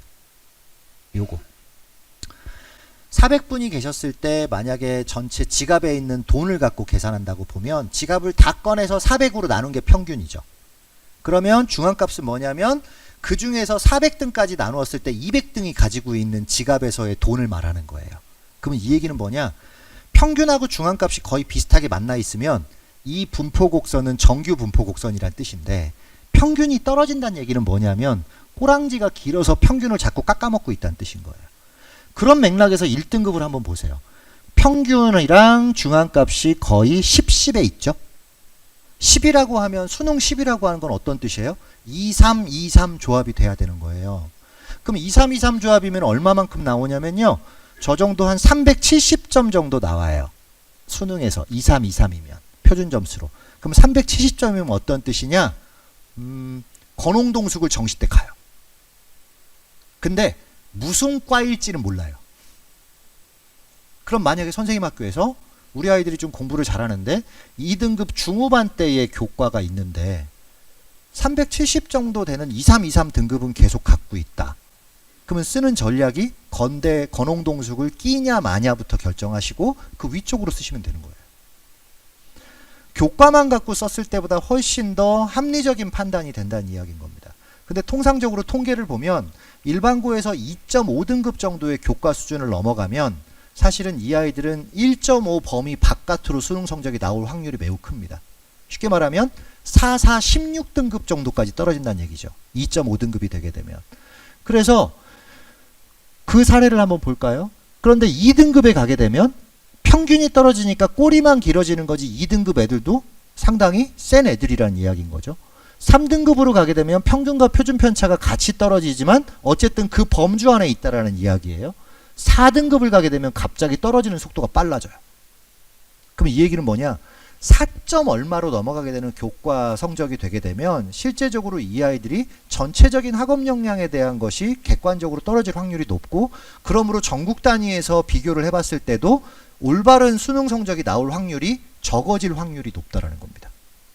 하지만 3등급과 4등급에서도 어떤 아이들이 있느냐? 자기가 잘하는 과목은 되게 잘하는 애들이 있어요. 그럼 그 아이들은 정시가 아니라 뭘로 가야 된다고요? 수시로 가야 된다는 거예요. 그걸 살릴 수 있는 방법이기 때문에. 왜? 연계교과를 선택하면 되니까. 그래서 잘하는 것을 더 잘할 수 있게끔 이야기를 상담을 유도하는 것이 맞겠다라는 거고. 자, 이런 맥락에서 한번 교과 한 3점대 초반 정도 되는 애들, 선생님들이 제일 어려워하는 2.8, 3.0 이 애들을 한번 볼게요. 2.8등급 정도 되는 아이가 예를 들어서 330점 정도가 됐다라고 하면 사합 16이라는 뜻인 건데, 여기서 선생님들이 또 참고하셔야 될 게 최저학력 기준이라는 것은 정시에서의 지원 가능권과 똑같다라고 제가 감히 말씀드립니다. 왜냐? 4, 16이었을 때 유리한 거 2개 뽑으면 18등급 나오잖아요. 그게 지역거점 국립대학의 최저예요. 근데 이미 얘는 정시대 갈 수 있어요. 근데 무슨 과인지는 몰라요. 그러니까 교과가 예를 들어서 3.5등급에서 조금 벗어나는 아이가 경북대학교를 쓰려고 하는데 이 아이가 수시를 어디서부터 써야 되느냐라고 생각을 한다라고 하면 경북대를 쓸 수도 있고 안 쓸 수도 있죠. 나는 경북대만 가면 되니까 정시대까지 버텨볼래요 라고 하는 케이스가 생겨날 수도 있겠지만 불안하니까 수시에서 괜찮은 전공이라도 써볼래요 라고 하는 아이가 있을 수도 있어요. 근데 이 아이가 3점 초반이라고 하면 도전할 수 있는 전형은 뭐죠? 종합밖에 없어요. 그럼 종합이면 뭐가 중요하다고 그랬죠? 연계교과로 다시 돌아가요. 연계교과에서 뭘 해야 된다고 그랬죠? 수업에서 선생님들이 내용체계로 같이 긁어줘야 된다고 말씀드렸어요. 모든 판이 교육과정을 무시한 상태에서 돌아갈 수가 없다는 얘기인 거예요. 1.7 이상인 애들이 가운 입겠다라는 거 선생님들 말리지 마세요. 그거 못 말려요. 직업 선택의 자유가 있는데. 그리고 엄마 아빠의 가오가 있잖아요. 가오. 약사, 의사 뭐 이런 가오. 그거 못 말립니다. 하지만 설명을 해주셔야죠. 교과 수능이라고 하는 학업 역량을 객관화하는 툴 안에서 이 아이가 어느 정도 수준으로 정시대 갈 수 있는지를 설명을 해주셔야 돼요. 그 아이들이 어떤 애들이냐? 요 애들이에요. 4합 10부터. 4합 10이란 얘기는 2323 등급이거든요. 제일 유리한 거 3개 더하면 얼마 뜹니까? 7이죠. 그게 12개 대학, 중앙대, 시립대 이상의 모든 최저학력 기준을 맞출 수 있는 옵션입니다. 4합 7이 나오면 엔간하면 맞출 수 있어요. 3합 7을 맞출 수 있어요. 4합 10이 나오면. 근데 경북 지역 아이들의 특징은 뭐냐면 보편적으로 4합 10이 아니라 4합 11이나 12 정도 레이어에 있는 애들이 많아요. 왜? 탐구 하나를 버려서. 탐구를 버려서. 급간 차이가 커요. 애들은 아주 그냥 양반다운 스피릿을 가지고 있는 것 같아요. 애들이. 그러면 뭐가 되냐면 정시 때 그만큼 불리해질 수 있다는 이야기인 거죠. 그러면 반대로 380점은 뭐냐? 4합 6을 의미합니다. 4합 6. 그러면 4합 6이면 1212예요. 1212면 어지간한 약대하고 의대의 모든 커트라인 다 맞춰요. 최저는. 그런데 정시 때는 어딜 가느냐? 아까 저 4합 10은 중앙대 이상의 최저를 맞출 수 있다고 했는데 정시 때는 어디 간다고 그랬죠? 건홍동숙의 상위권 학과를 갈 수 있어요. 370 정도면 상위권 학과를 가는 거고 중상위권 학과를 가는 거고요. 360점이면 조금 빵꾸란 학과를 갈 수 있어요. 때에 따라서는 24개 대학을 쓰게 되면 높은 학과를 쓸 수 있는 거고. 그러면 이 아이들은 분명히 정시 때 갈 수 있는 것보다 수시 때 한 단계 높은 데서부터 출발할 수 있는 구조가 생긴 거라는 걸 이해하실 수 있거든요. 그러면 380은 뭐냐? 의대를 다 쓰면 정시 때 어딘 가야 되죠? 서울대는 갈 수 있어야 의대를 쓰는 거 아닙니까? 서울대를 못 가요. 정시 때. 쟤네들이 어디 가야 되느냐? 서성한밖에 못 가요. 서성한밖에. 그러니까 서울대를 수시에서 쓰는 게 손해가 아닌 거예요. 선생님 저 이렇게 수능 잘 봐가지고 납치되면 어떡해요? 그럼 제가 맨날 그렇습니다. 내가 맨날 오른팔 걸었거든. 23년 동안. 못 간다 해? 아이또 이걸로 너 지도하잖아. 아이또 살아있잖아. 나도 남는 장사 하는데? 너 면접 가게 될 거야. 이렇게 얘기합니다. 그럼 어느 정도 수능에 나오는 학생들은 면접 전형이 수능일 이후에 있는 걸 일부러 선택해서 끼워 넣을 수도 있는 거예요. 논술 전형 일자가 수능일 이후에 있는 걸 끼워 넣을 수도 있는 거예요. 불안하면. 그게 보험이 되는 거죠. 상황 자체가. 그러니까 교과 하나만으로 놓고 봤을 때 학생들은 과도하게 쏠림 현상이 많이 발생하지만 교과 수능에 대한 밸런스를 갖춰서 학생의 학업 역량을 객관적으로 평가하시면 훨씬 더 그 풀이 합리적일 수가 있다라는 겁니다. 그래서 실제 입결을 보면 상위권 15개 대학들이 대부분 다 3등급대에 있는 아이들을 타겟 그룹으로 합니다. 실제로도. 그러면 안 되면 서류 때문에 떨어지는 거죠. 이 교과가 뭐냐? 1.3 지금의 의대, 1.6 지금의 약대, 2.5 지금의 12개 대학 교과 전형, 3.2 24개 대학의 마지노선 교과, 3.8 여대를 포함한 서울 지역의 교과 풀입니다. 이게. 그 다음에 4.0 경기 지역까지의 교과 풀이에요. 그럼 이 가운데서 선생님들이 상상을 해보실 수 있다는 얘기예요. 교과 수능에 대한 걸 갖고. 정시 때 갈 수 있어? 못 갈 것 같은데? 그러면 너는 수시 때를 여기서부터 써야 되지 않을까? 합리적인 설명이 된다는 겁니다. 기분으로 쓸 수 있는 게 아니니까. 기분은 원서 1, 2, 3에서 내는 겁니다. 원서 4, 5, 6에서 내면 안 돼요. 빌드업을 해야죠. 이거 빌드업을 안 하면 클린스만 축구됩니다. 네. 자, 그래서 제가 이제 교사다운 거를 말씀드린다고 했는데 제가 이거 전도사예요. 원점수 전도사. 선생님들 맨날 이 소고기 등급만 보시잖아요. 근데 앞으로 이거 보셔야 된다고요. 그러면 이걸 이해하려면 뭘 이해해야 되느냐? 얘를 이해하셔야 돼요. 아이들이 이 성적표는 담임선생님이 한 번 뽑아주면 항상 재활용통에 있습니다.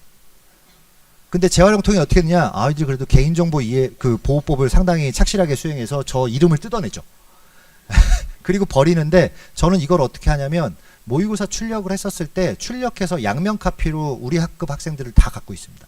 왜냐? 상담하기가 정말 좋아요. 자, 정답률이 밑에 있어요. 첫 번째, 이걸 봐선 안 되는 이유. 30만이죠? 수능은 47만이죠? 17만이 더 들어오는 거죠? 그죠? 그럼 17만이 어떤 규모입니까? 옛날 암공땅까지 올라갔다가 원빈이랑 장동건이랑 원빈이 태극기 휘날리며 할 때 압록강까지 올라갔다가 야 이제 통일이야 그랬는데 거기서 누가 와요? 중공군들이 깽가리 치면서 오잖아요. 그래서 휴전선까지 밀리고 저기 장동건 이제 마탱이 가고 거기 용팔인가 그 하는 구두 닦기 개 죽잖아요. 거기서 도망치다가 그때 그 중공군이 20만이 좀 안 돼요. 재수생이 컴 싸들고 찍찍 밀면 밀리는 거예요. 압록강에서 휴전선까지 가는 것처럼. 그럼 선생님 4등급하고 5등급은 어떻게 되나요? 걱정하지 마세요. 많이 있기 때문에 거긴 안 밀려요. 1, 2, 3등급만 밀려요. 그럼 아까 우리 표랑 비교해 봤을 때 1, 2, 3등급의 전형적인 영향을 받는 아이들은 누군가요? 어느 정도 공부를 한다라고 하는 교과 1, 2, 3등급 아이들이에요. 그쵸? 그럼 그 아이들한테 저 등급으로 좌절을 줄 게 아니라 원점수를 통해서 공부를 시키자라는 거예요. 자, 이겁니다. 80% 이상 맞으면 A등급을 받아요. A 그레이드예요. 그럼 80%는 뭐냐? 7등급 애들까지 맞는 거예요. 국어에서 A를 틀렸다라는 건 자신이 한국인이 아니다라는 사실을 증명하는 거예요. B가 60에서 80이에요. 이것도 6등급, 7등급도 맞는 문제예요. 정답률이 적으니까. 재학생 중에서. 그러면 수학에서 비난이도를 틀렸다는 이야기는 전 산수학이가 약간 꺼려집니다 라고 하는 뜻이에요. 아이들이 맨날 자기가 공부를 안 했기 때문에 이제 하면 된대요. 나도 이제 하면 재벌 될 수 있어 이 새끼야. 이런 얘기인 거죠. 어? 그런데 C등급을 보게 되면 60에서 80이니까 4등급, 5등급 학생들도 틀리는 문제예요. 그러면 얘를 원점수로 환산해 볼게요. 60점이 수능에서 4등급 성적이에요. 원점수로. 그럼 60점이 어떻게 메이드가 되느냐? A하고 B를 다 맞고 C의 절반을 맞으면 60점이 나와요. 그럼 선생님들 1, 2, 3등급 교과 받은 아이가 A, B, C를 다 맞는 게 아니라 A 맞고 B 틀리고 A 맞고 C 틀리고 B 맞고 C 틀리고 막 이렇게 난수표로 가는 패턴이면 이 아이는 학업의 연속성이 없는 거예요. 성적이 널뛰게 하는 애라고요. 그런 아이들은 항상 무슨 생각을 하느냐? 어벤져스 모의고사 성적을 기억해요. 잘 본 것만 소환해서 합친다고요. 3월에 국어, 6월에 수학, 7월에 영어 이렇게. 그렇기 때문에 선생님들이 납득을 시킬 때 60점이 수능에서 어려웠을 때 커트라인이라면 4등급 커트라인이 쉬워지면 60점 후반까지 올라가요. 그러면 A, B, C 난이도의 배점 분량이 늘어났다는 뜻인 거예요. 어려웠다는 얘기는 그게 줄었다는 얘기인 거예요. 3등급은 A, B, C를 다 합쳐서 70점이면 3등급이 나와요. 국어하고 수학에서. 그러면 탐구는 반으로 절삭하면 얼마입니까? 35점 이상 나와야 돼요. 근데 여름방학 때쯤 항상 애들 그러잖아요. 선생님, 제가 탐구를 안 해서 그렇죠. 지금부터 하면 그래, 지금부터 하면 너 내년, 내후년, 내후년 정도에 연락 올 것 같아 라고 얘기하거든요. 그래서 이 원점수를 가지고 고민을 하다 보면 D난이도의 절반을 맞으면 80점이 됩니다. 그럼 수학에서 살펴보세요. D난이도에서 한두 개 정도 맞는 아이들이 보면은 항상 금년 패턴의 수능은 달라졌지만 과거의 모의고사나 이런 걸 보게 되면 20, 21, 22, 29, 30번 5개 틀려가지고 5, 4, 20 깎여갖고 80점 받는 거잖아요. 문과에서 1등짜리 아이가 76점 받으면 진짜 수학 잘하는 애예요. 왜? A, B, C를 다 맞았다는 뜻이에요. A, B, C를 다 맞았는데 그런 아이가 전국 단위에서 확률과 통계 이렇게 많지도 않은데 이 아이가 왜 수학을 버리냐고요. A, B, C는 다 맞게 공부를 해야죠. 근데 어떤 식으로 저는 상담을 하느냐. 그래서 이런 상담을 합니다. 야, 너는 재학생인데 이제 중공군들이 서서히 밀고 들어오기 시작해. 그러면 이 얘기는 뭐냐면 네가 똑같이 67점을 받아가지고 3월달에 88% 백분위가 얻었다고 해도 중공군들 때문에 이렇게 성적이 떨어질 수 있어. 그럼 아이들이 먼저 좌절합니다. 근데 너는 관상학적으로 88점짜리 상이야. 중졸이잖아요. 그럼 애들이 갑자기 저런 미친 소리를 왜 하지? 선생님 무슨 말이에요 그게? 88점을 맞는 방법이 있는데 네가 2개만 더 맞아.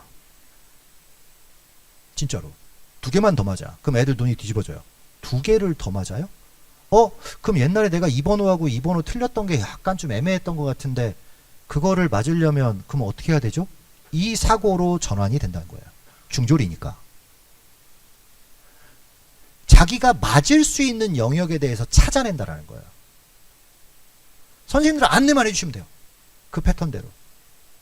학력평가를 몇 등급이야 몇 등급이야 이걸로 최저를 맞춰 못 맞춰 이거는 나중에 얘기라고요. 덧셈 형태의 그 아이들 하나하나가 중요하잖아요. 그러니까 이런 형태의 정답률을 활용한 것이 중요하다. 그럼 아이들에게 이렇게 얘기할 수 있죠. 너 보니까 C난이도를 주로 틀리는 것 같은데 C난이도 가운데 맞을 수 있는 단원이 어떤 건가 한번 확인해 볼래? 이 정도 C난이도 하면 내가 맞을 수 있겠다. 그럼 그 단원부터 한번 파보자. 그래서 한두 개씩을 잡아보자 라는 거죠. 그렇게 조금씩 점층적으로 넘어갈 수 있게끔 지도를 하는 것이 매우 중요하고 그런 맥락에서 선생님들한테 꼭 추천하는 것은 아이들한테 저는 모의고사가 끝나면 꼭 이걸 먼저 합니다. 이게 선지 반응률이에요. 1, 2, 3, 4, 5번에 대한 정답률과 오답률의 차이를 보여주는 건데 초록색이 정답이었을 때 이렇게 노란색 비슷한 형태나 요거보다 한 4, 5% 정도 적은 형태의 오답이 2개 이상 있으면 이 문제는 찍은 거예요. 우리 학교 학생들 수준에 안 맞는 문제예요. 그러니까 선지 반응률이 넓어지는 거예요. 반응 정도가. 근데 맞출 수 있는 건 이런 문제예요. 정답률이 28.9%인데 오답이 30.9%면 학생들에게 물어봐요. 야, 이거 3번 답 쓴 사람 손 들어봐. 너 이거 왜 그렇게 썼냐? 그럼 지들끼리 팍 중졸다운 얘기를 해요. 근데 의외로 거기서 선생님들이 인사이트를 많이 얻어요. 얘네들이 이걸 이렇게 생각하는구나. 거기서부터 시작하는 거라고 봐요. 맞을 수 있는 거. 절대 1등급이라고 해서 1등급이 안 나온다고요. 1.5등급 밑으로 깎아도 된다고요. 왜? 그 꽹가리 치는 중공군들 때문에. 현실이라고요. 그러니까 정시에서 갈 수 있는 수준보다 한 단계만 높여주면 되는데 경북 지역의 아이들이 수능에 관심이 없어서 그렇지 이렇게 키워주면 관심 가집니다. 분명히.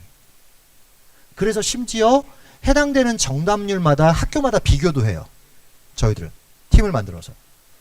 그러면 주로 어떤 문항에서 아이들이 어떤 식으로 빵꾸가 나는지를 확인을 합니다. 그래서 꼭 확인하도록 하는 게 저는 EBS 나만의 문제 만들기입니다. 이 안에 들어가면 정답률별로 범위대로 선생님들이 다 확인해가지고 이야기해 주실 수 있어요. 그래서 그 사이트를 소개시켜 드린 거고요. 자, 실제 수능에서 수학이 얼마만큼 변별을 했는가를 살펴드리면 아까 보여드렸지만은 작년에는 17,000명, 재작년에는 22,000명이었어요. 근데 어떤 식으로 하면 되냐면요. 틀린 개수로 가면 돼요.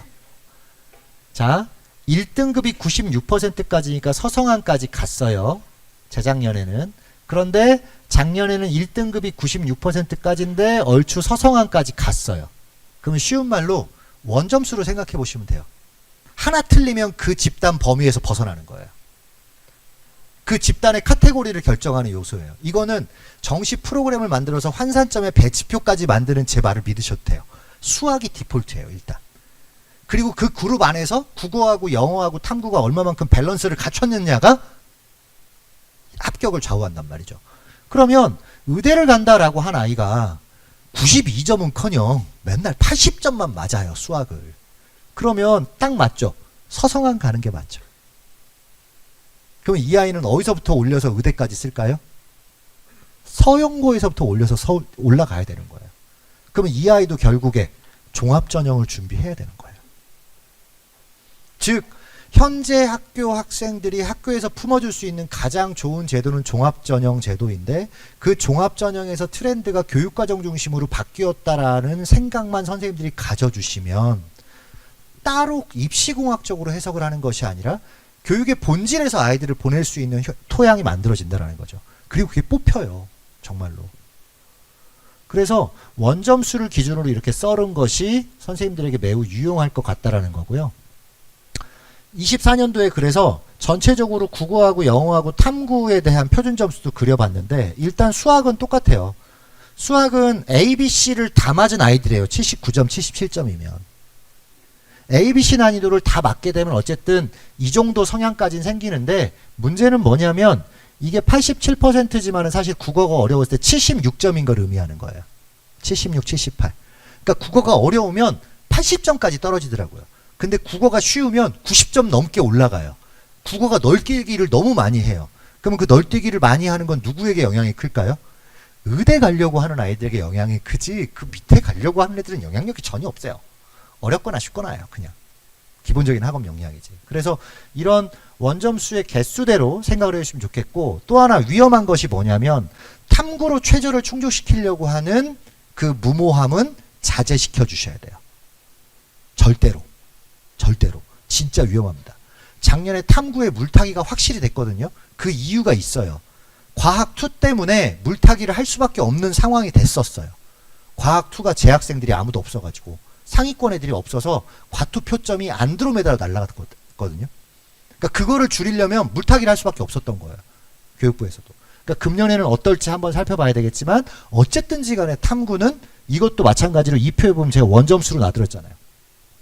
지금 30점 받아가지고 3등급 받는 애가 선생님 저 탐구 조금만 더 열심히 하면 2등급으로 갈 수 있어요. 그래 나도 너의 의지는 믿어. 하지만 네 점수를 못 믿겠어 이 새끼야. 이렇게 얘기해요. 왜냐 2등급을 가려면 48점을 받아야 되는데 너는 단 한 번도 48점을 맞은 적이 없거든. 48점을 받으려면 D난이도까지 다 맞아야 되는데 쭉 6장의 모의평가 펼쳐놓고 야 여기서 D난이도 다 맞은 적이 한 번이라도 있나 네 눈으로 살펴봐. 이렇게 물어본다고요. 난이도별로 얘기하면 얘네도 할 말이 없는 거예요. 그러니까 얘네들이 중졸이라서 뭔가 자기가 이렇게 하면 될 것 같다라고 하는 착각에 빠져 있는 거고 어른들인 우리들의 장점은 많은 경험을 해봤기 때문에 시행착오를 줄일 수 있는 방법을 안내해 줄 수 있는 거잖아요. 근데 우리의 상담이 너 그래 3등급이니까 2등급으로 올라갈 수 있어 이 얘기만 해주면 안 된다는 얘기인 거죠. 우리는 어른인데 그래도 교사고. 그래서 이런 원점수를 활용하시는 방법으로 설명을 좀 해주십사 하고 이 내용을 드린 거였고 종합전형에 대한 것은 아까 기조에 대한 내용으로 설명을 충분히 드렸기 때문에 지금 창체가 사라지고 있고 그로 인해서 대학들이 이렇게 평가 내용들을 갖다가 바꾸고 있고 또 하나의 형태 한마디로 표현하면 대학은 최저학력 기준을 설정해 가지고 학생을 검증하려고 하거나 입을 열게 해서 검증한다라는 거예요. 이게 우리 학교 애들이 제 별명을 여진족이라고 합니다. 아이들이 한국말을 못해요. 검은 머리 외국인이에요. 특히 머스마들이라 말을 못해요. 제가 일례로 교수님한테 전화를 받았어요. 안성환 선생님 그때 이제 그 블라인드 하기 전인데 자 선생님 친분관계에서 전화 드리는데 선생님 학교 애들 면접 준비 안 시켜요? 아닌데요? 하는데요? 근데 애가 말을 못해요. 와 이거 어떻게 했길래요? 아이스 브레이킹 하려고 여기 날씨 되게 춥죠? 추운데 여기까지 오느라고 고생했어요. 왜냐면 우리 학교가 하계동인데 거기 저쪽 신촌 쪽에 있는 학교였어요.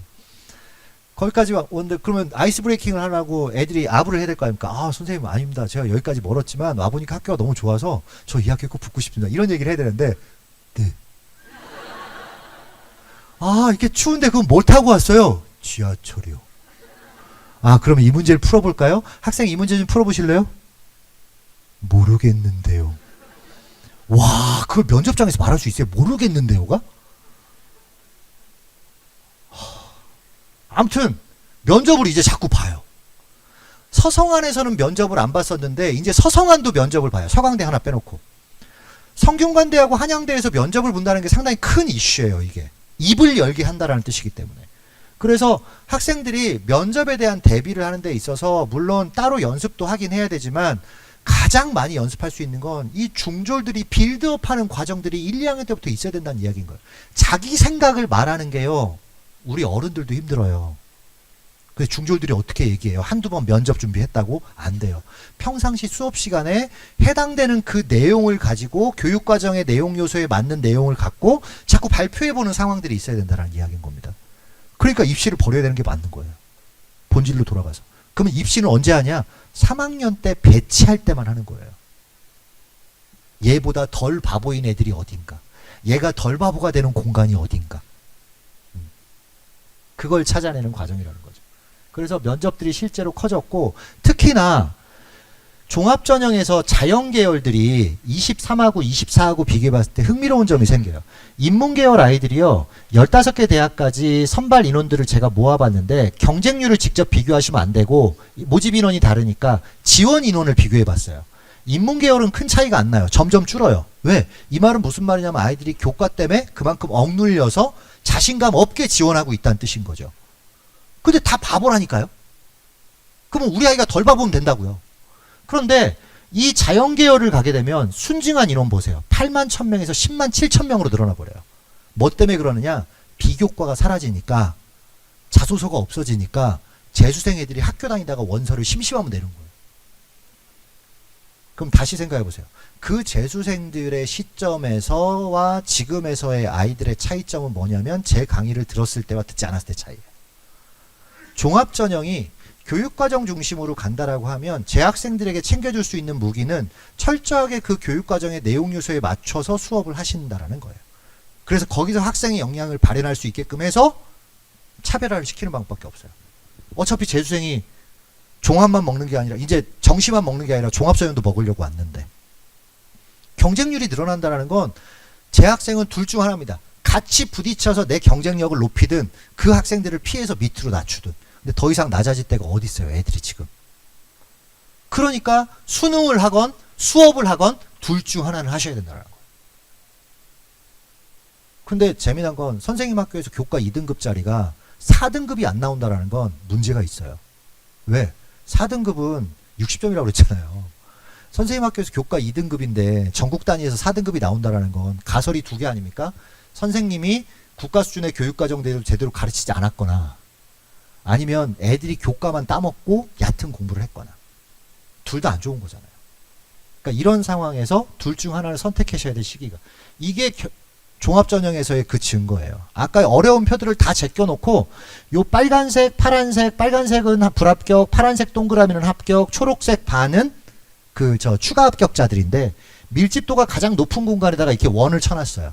근데 재밌는 게 이 원이 교과고 수능이거든요. 이거는 2초의 사합 12 이 끄트머리예요. 이 끝선, 지름의 끝. 두 번째 그래프는 2등급 촌대 사합 14예요. 세 번째 그래프는 2.5등급인데 사합 15예요. 네 번째 그래프는 3.0인데 사합 17이에요. 이게 뭐냐? 3개, 6개, 12개, 15개 대학의 보편적인 데이터예요. 그럼 이 얘기는 뭐냐? 3개 대학에서는 교과가 비슷한 역량인 애들이 다 붙는데 신기하게 수능 차이만 생겨요. 그 차이가 왜 생겨요? 입 열고 발각된 애들이에요. 입 열고 발각된 애들. 면접이 없잖아요. 근데 저기도 이제 면접할 거라고요.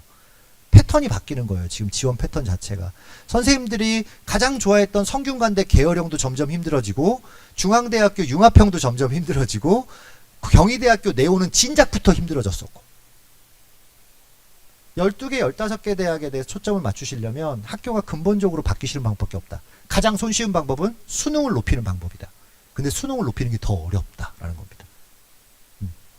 태극기 휘날림에 보시면은 전투기로 갖다 때려도 중공군들은 계속 오더라고요. 네. 컴싸 부대 애들이 그런 거예요. 아무리 선생님들이 열심히 수능 공부 가르쳐도 걔네들 못 이깁니다. 네.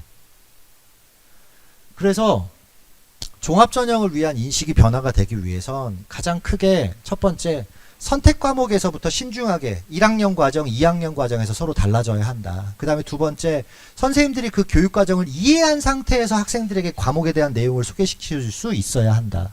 세 번째, 창의적 체험활동에 대한 개별적인 내용은 자율과 진로에서 기술하는 것으로 끝내야 된다.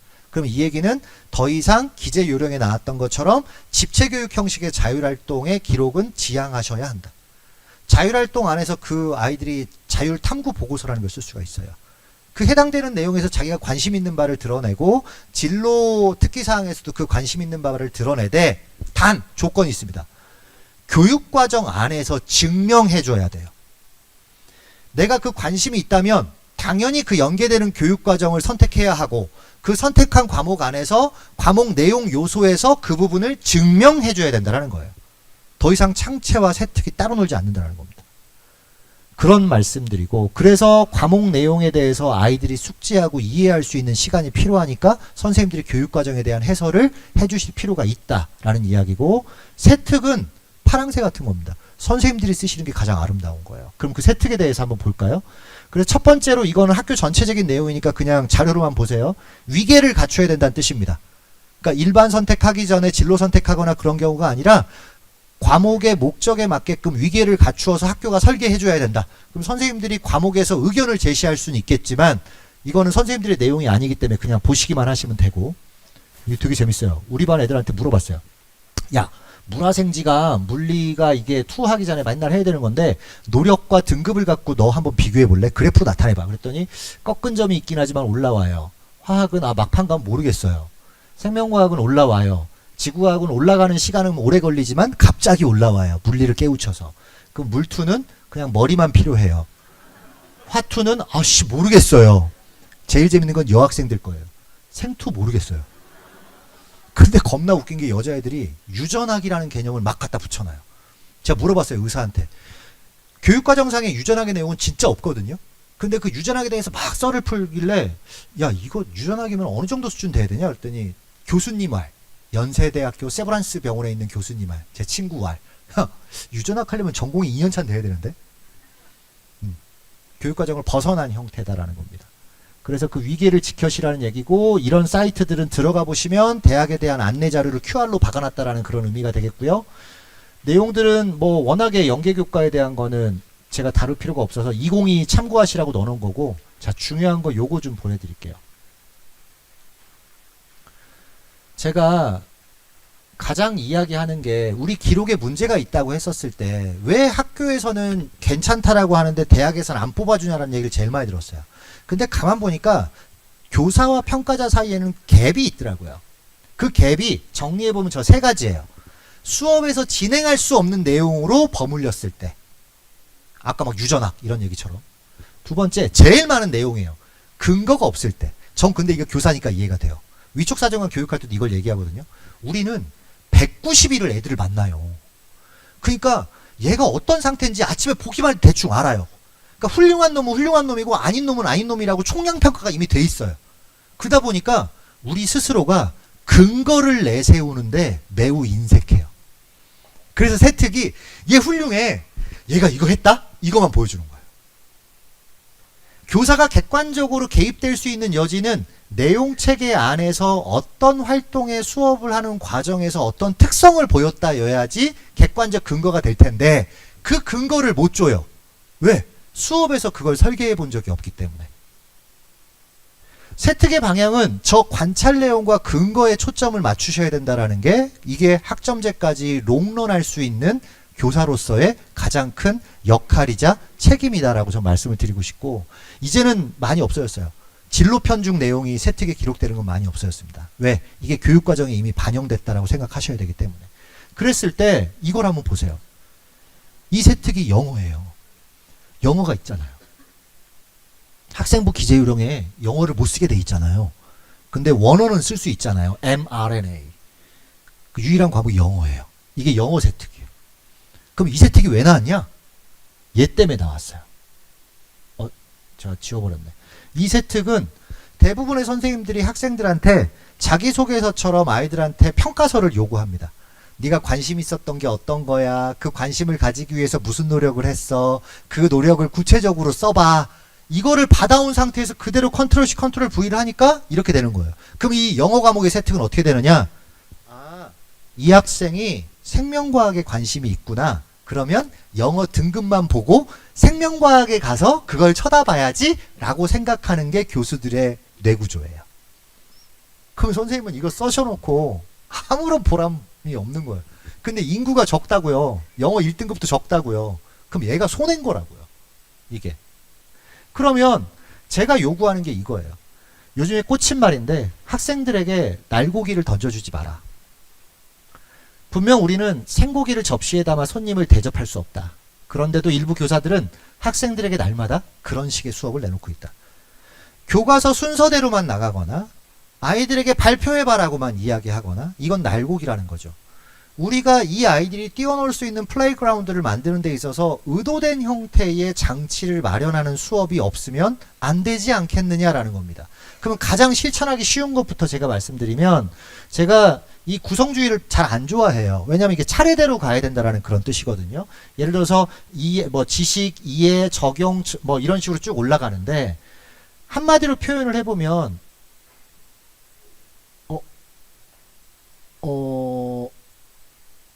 아이고, 제가 그 PT가 사라져버렸네요. 한마디로 표현을 해보면 이겁니다. 제가 서술어를, 잠시만요. 이게 되게 중요한 개념이라서.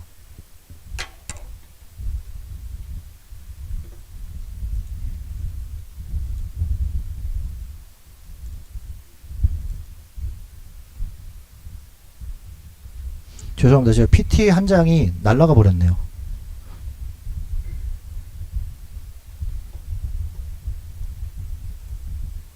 자, 구성주의 내용 요소에 맞게끔 지식이의 적용, 분석, 종합, 평가라고 하는 순서대로 봤을 때 누가 봐도 이 세 가지는 암기를 잘하면 잘할 것 같은 내용이고, 이 세 가지는 아이가 뭔가 생각을 할 수 있으면 잘할 것 같은 내용입니다.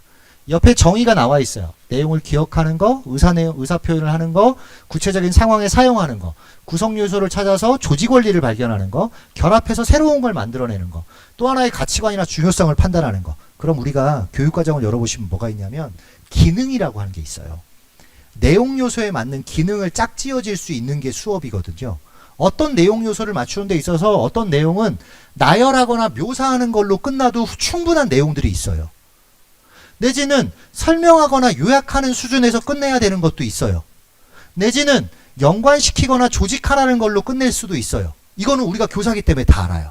근데 재미난 건 뭐냐? 이건 암기만 잘해도 할 수 있는 내용이에요. 근데 이 암기만 잘했다는 게 뭘로 드러나 있죠? 이미 교과 1, 2, 3등급에 드러나 있다는 얘기예요. 그러니까 숫자에서 나와 있는 걸 글자에서 한 번 더 표현해 주신 거예요. 그리고 근거가 훌륭하다라고만 막 얘기하고 있는 거예요. 그러니까 안 뽑히는 거예요.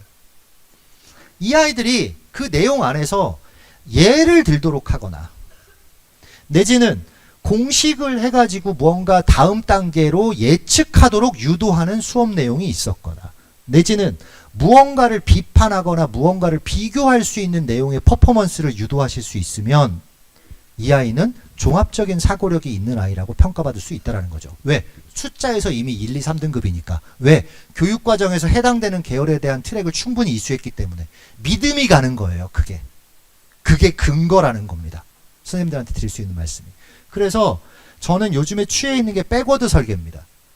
교과서 진도대로 나가는 것이 아니라 선생님이 내용 요소하고 기능을 결합을 했었을 때 어떻게 하면 내 수업에서의 가장 이상적인 목적이 생길까, 이 과목에서. 그것을 명확하게 하신 상태에서 근거를 찾는 겁니다. 객관적으로 누군가가 어떤 활동에서 이렇게 보여줬을 때 제3자가 믿을 수 있는 수업 내용은 무엇인가. 근데 재미난 건 이 QR에 가보면 해당되는 자료들은 정말 많아요. 그럼 뭐만 안 돼 있어요? 선생님들이 내용 요소와 기능을 결합해서 어떤 것들을 중심으로 가르쳐야 되겠다라고 하는 결심이 지금 부족한 거예요. 그런데 내년에 입학하는 학생들로 하여금 정보 공개 방법이 바뀌어서 선생님들이 평가 계획서를 다 의무적으로 쓰셔야 되는 상황이 생기면 이걸 하셔야 돼요. 의무적으로. 근데 그게 입시하고도 연관이 된다라는 사실을 계속 설명을 드리고 있는 거예요. 그래서 예를 한번 들어볼게요. 어떤 학생이 이렇게 영미문학에다가 이렇게 써놨어요. 보니까 발표함, 피력함, 돋보였음 이렇게 해놨는데 알고 보니까 이거는 여기 시중에 떠도는 세특에 있는 내용을 그대로 갖다 쓴 거예요. 이런 세특 내용이 있거든요. 진로와 관련한 걸로 세특 쓰기. 근데 보세요. 재밌는 건 이 학생이 영미문학 읽기를 99점을 받았는데 같은 시기에 있었던 영어2를 81점밖에 못 받았어요. 그러면 진로 선택 과목이 너무 쉬워버린 거죠. 근데 실제로 이 내용을 봐도 애가 뭔가 구체적인 상황에서 쓴 거라기보다는 선생님이 선언적으로 그냥 수행평가로 써줬다는 얘기밖에 안 되고, 평가상으로 보더라도 위기가 높은 이 과목에서 점수가 안 나온다. 그럼 이 사례를 한번 보세요. 이 아이가 몇 등급이나 될 것 같습니까? 이 아이의 국어 등급은요, 놀라지 마세요.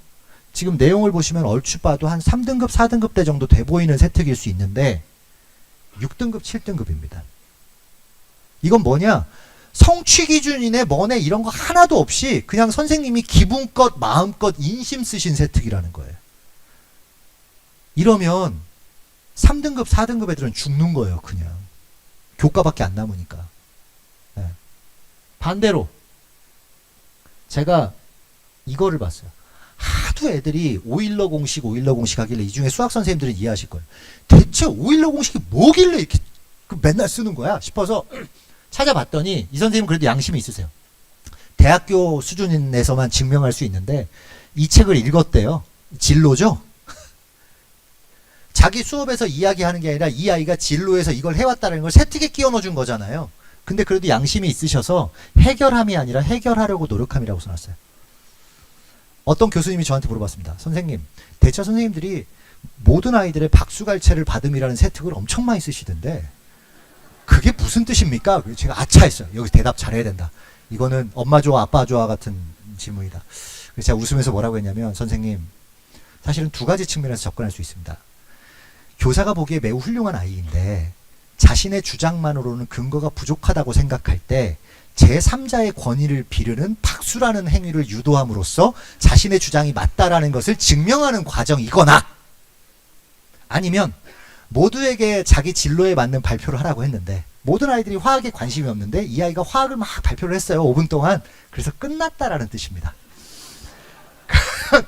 둘 다 교육과정하고는 상관이 없어요. 둘 다. 교사가 한 게 없다라는 거예요. 좀 부끄러워져야 된다는 생각이 들어요, 사실은. 그래서 이 오일러의 공식을 제가 한번 소스를 뽑아봤어요. 오일러의 공식이 고등학교 교육과정이랑 연관되는 게 뭐가 있을까? 수학 선생님한테 물어보니까 오히려 이런 식으로 진로에 대해서 쓰는 것보다 지수 확장 과정에 대해서 초점을 맞췄으면 이 학생은 그 지수 확장 과정에서 해당되는 개념을 충분히 이해했다라는 것을 보여줄 수 있을 것 같은데? 결국 뭘로 돌아간 거죠? 수업의 본질로 돌아간 겁니다. 교육과정으로. 이 얘기입니다. 제 얘기는. 어렵지 않습니다.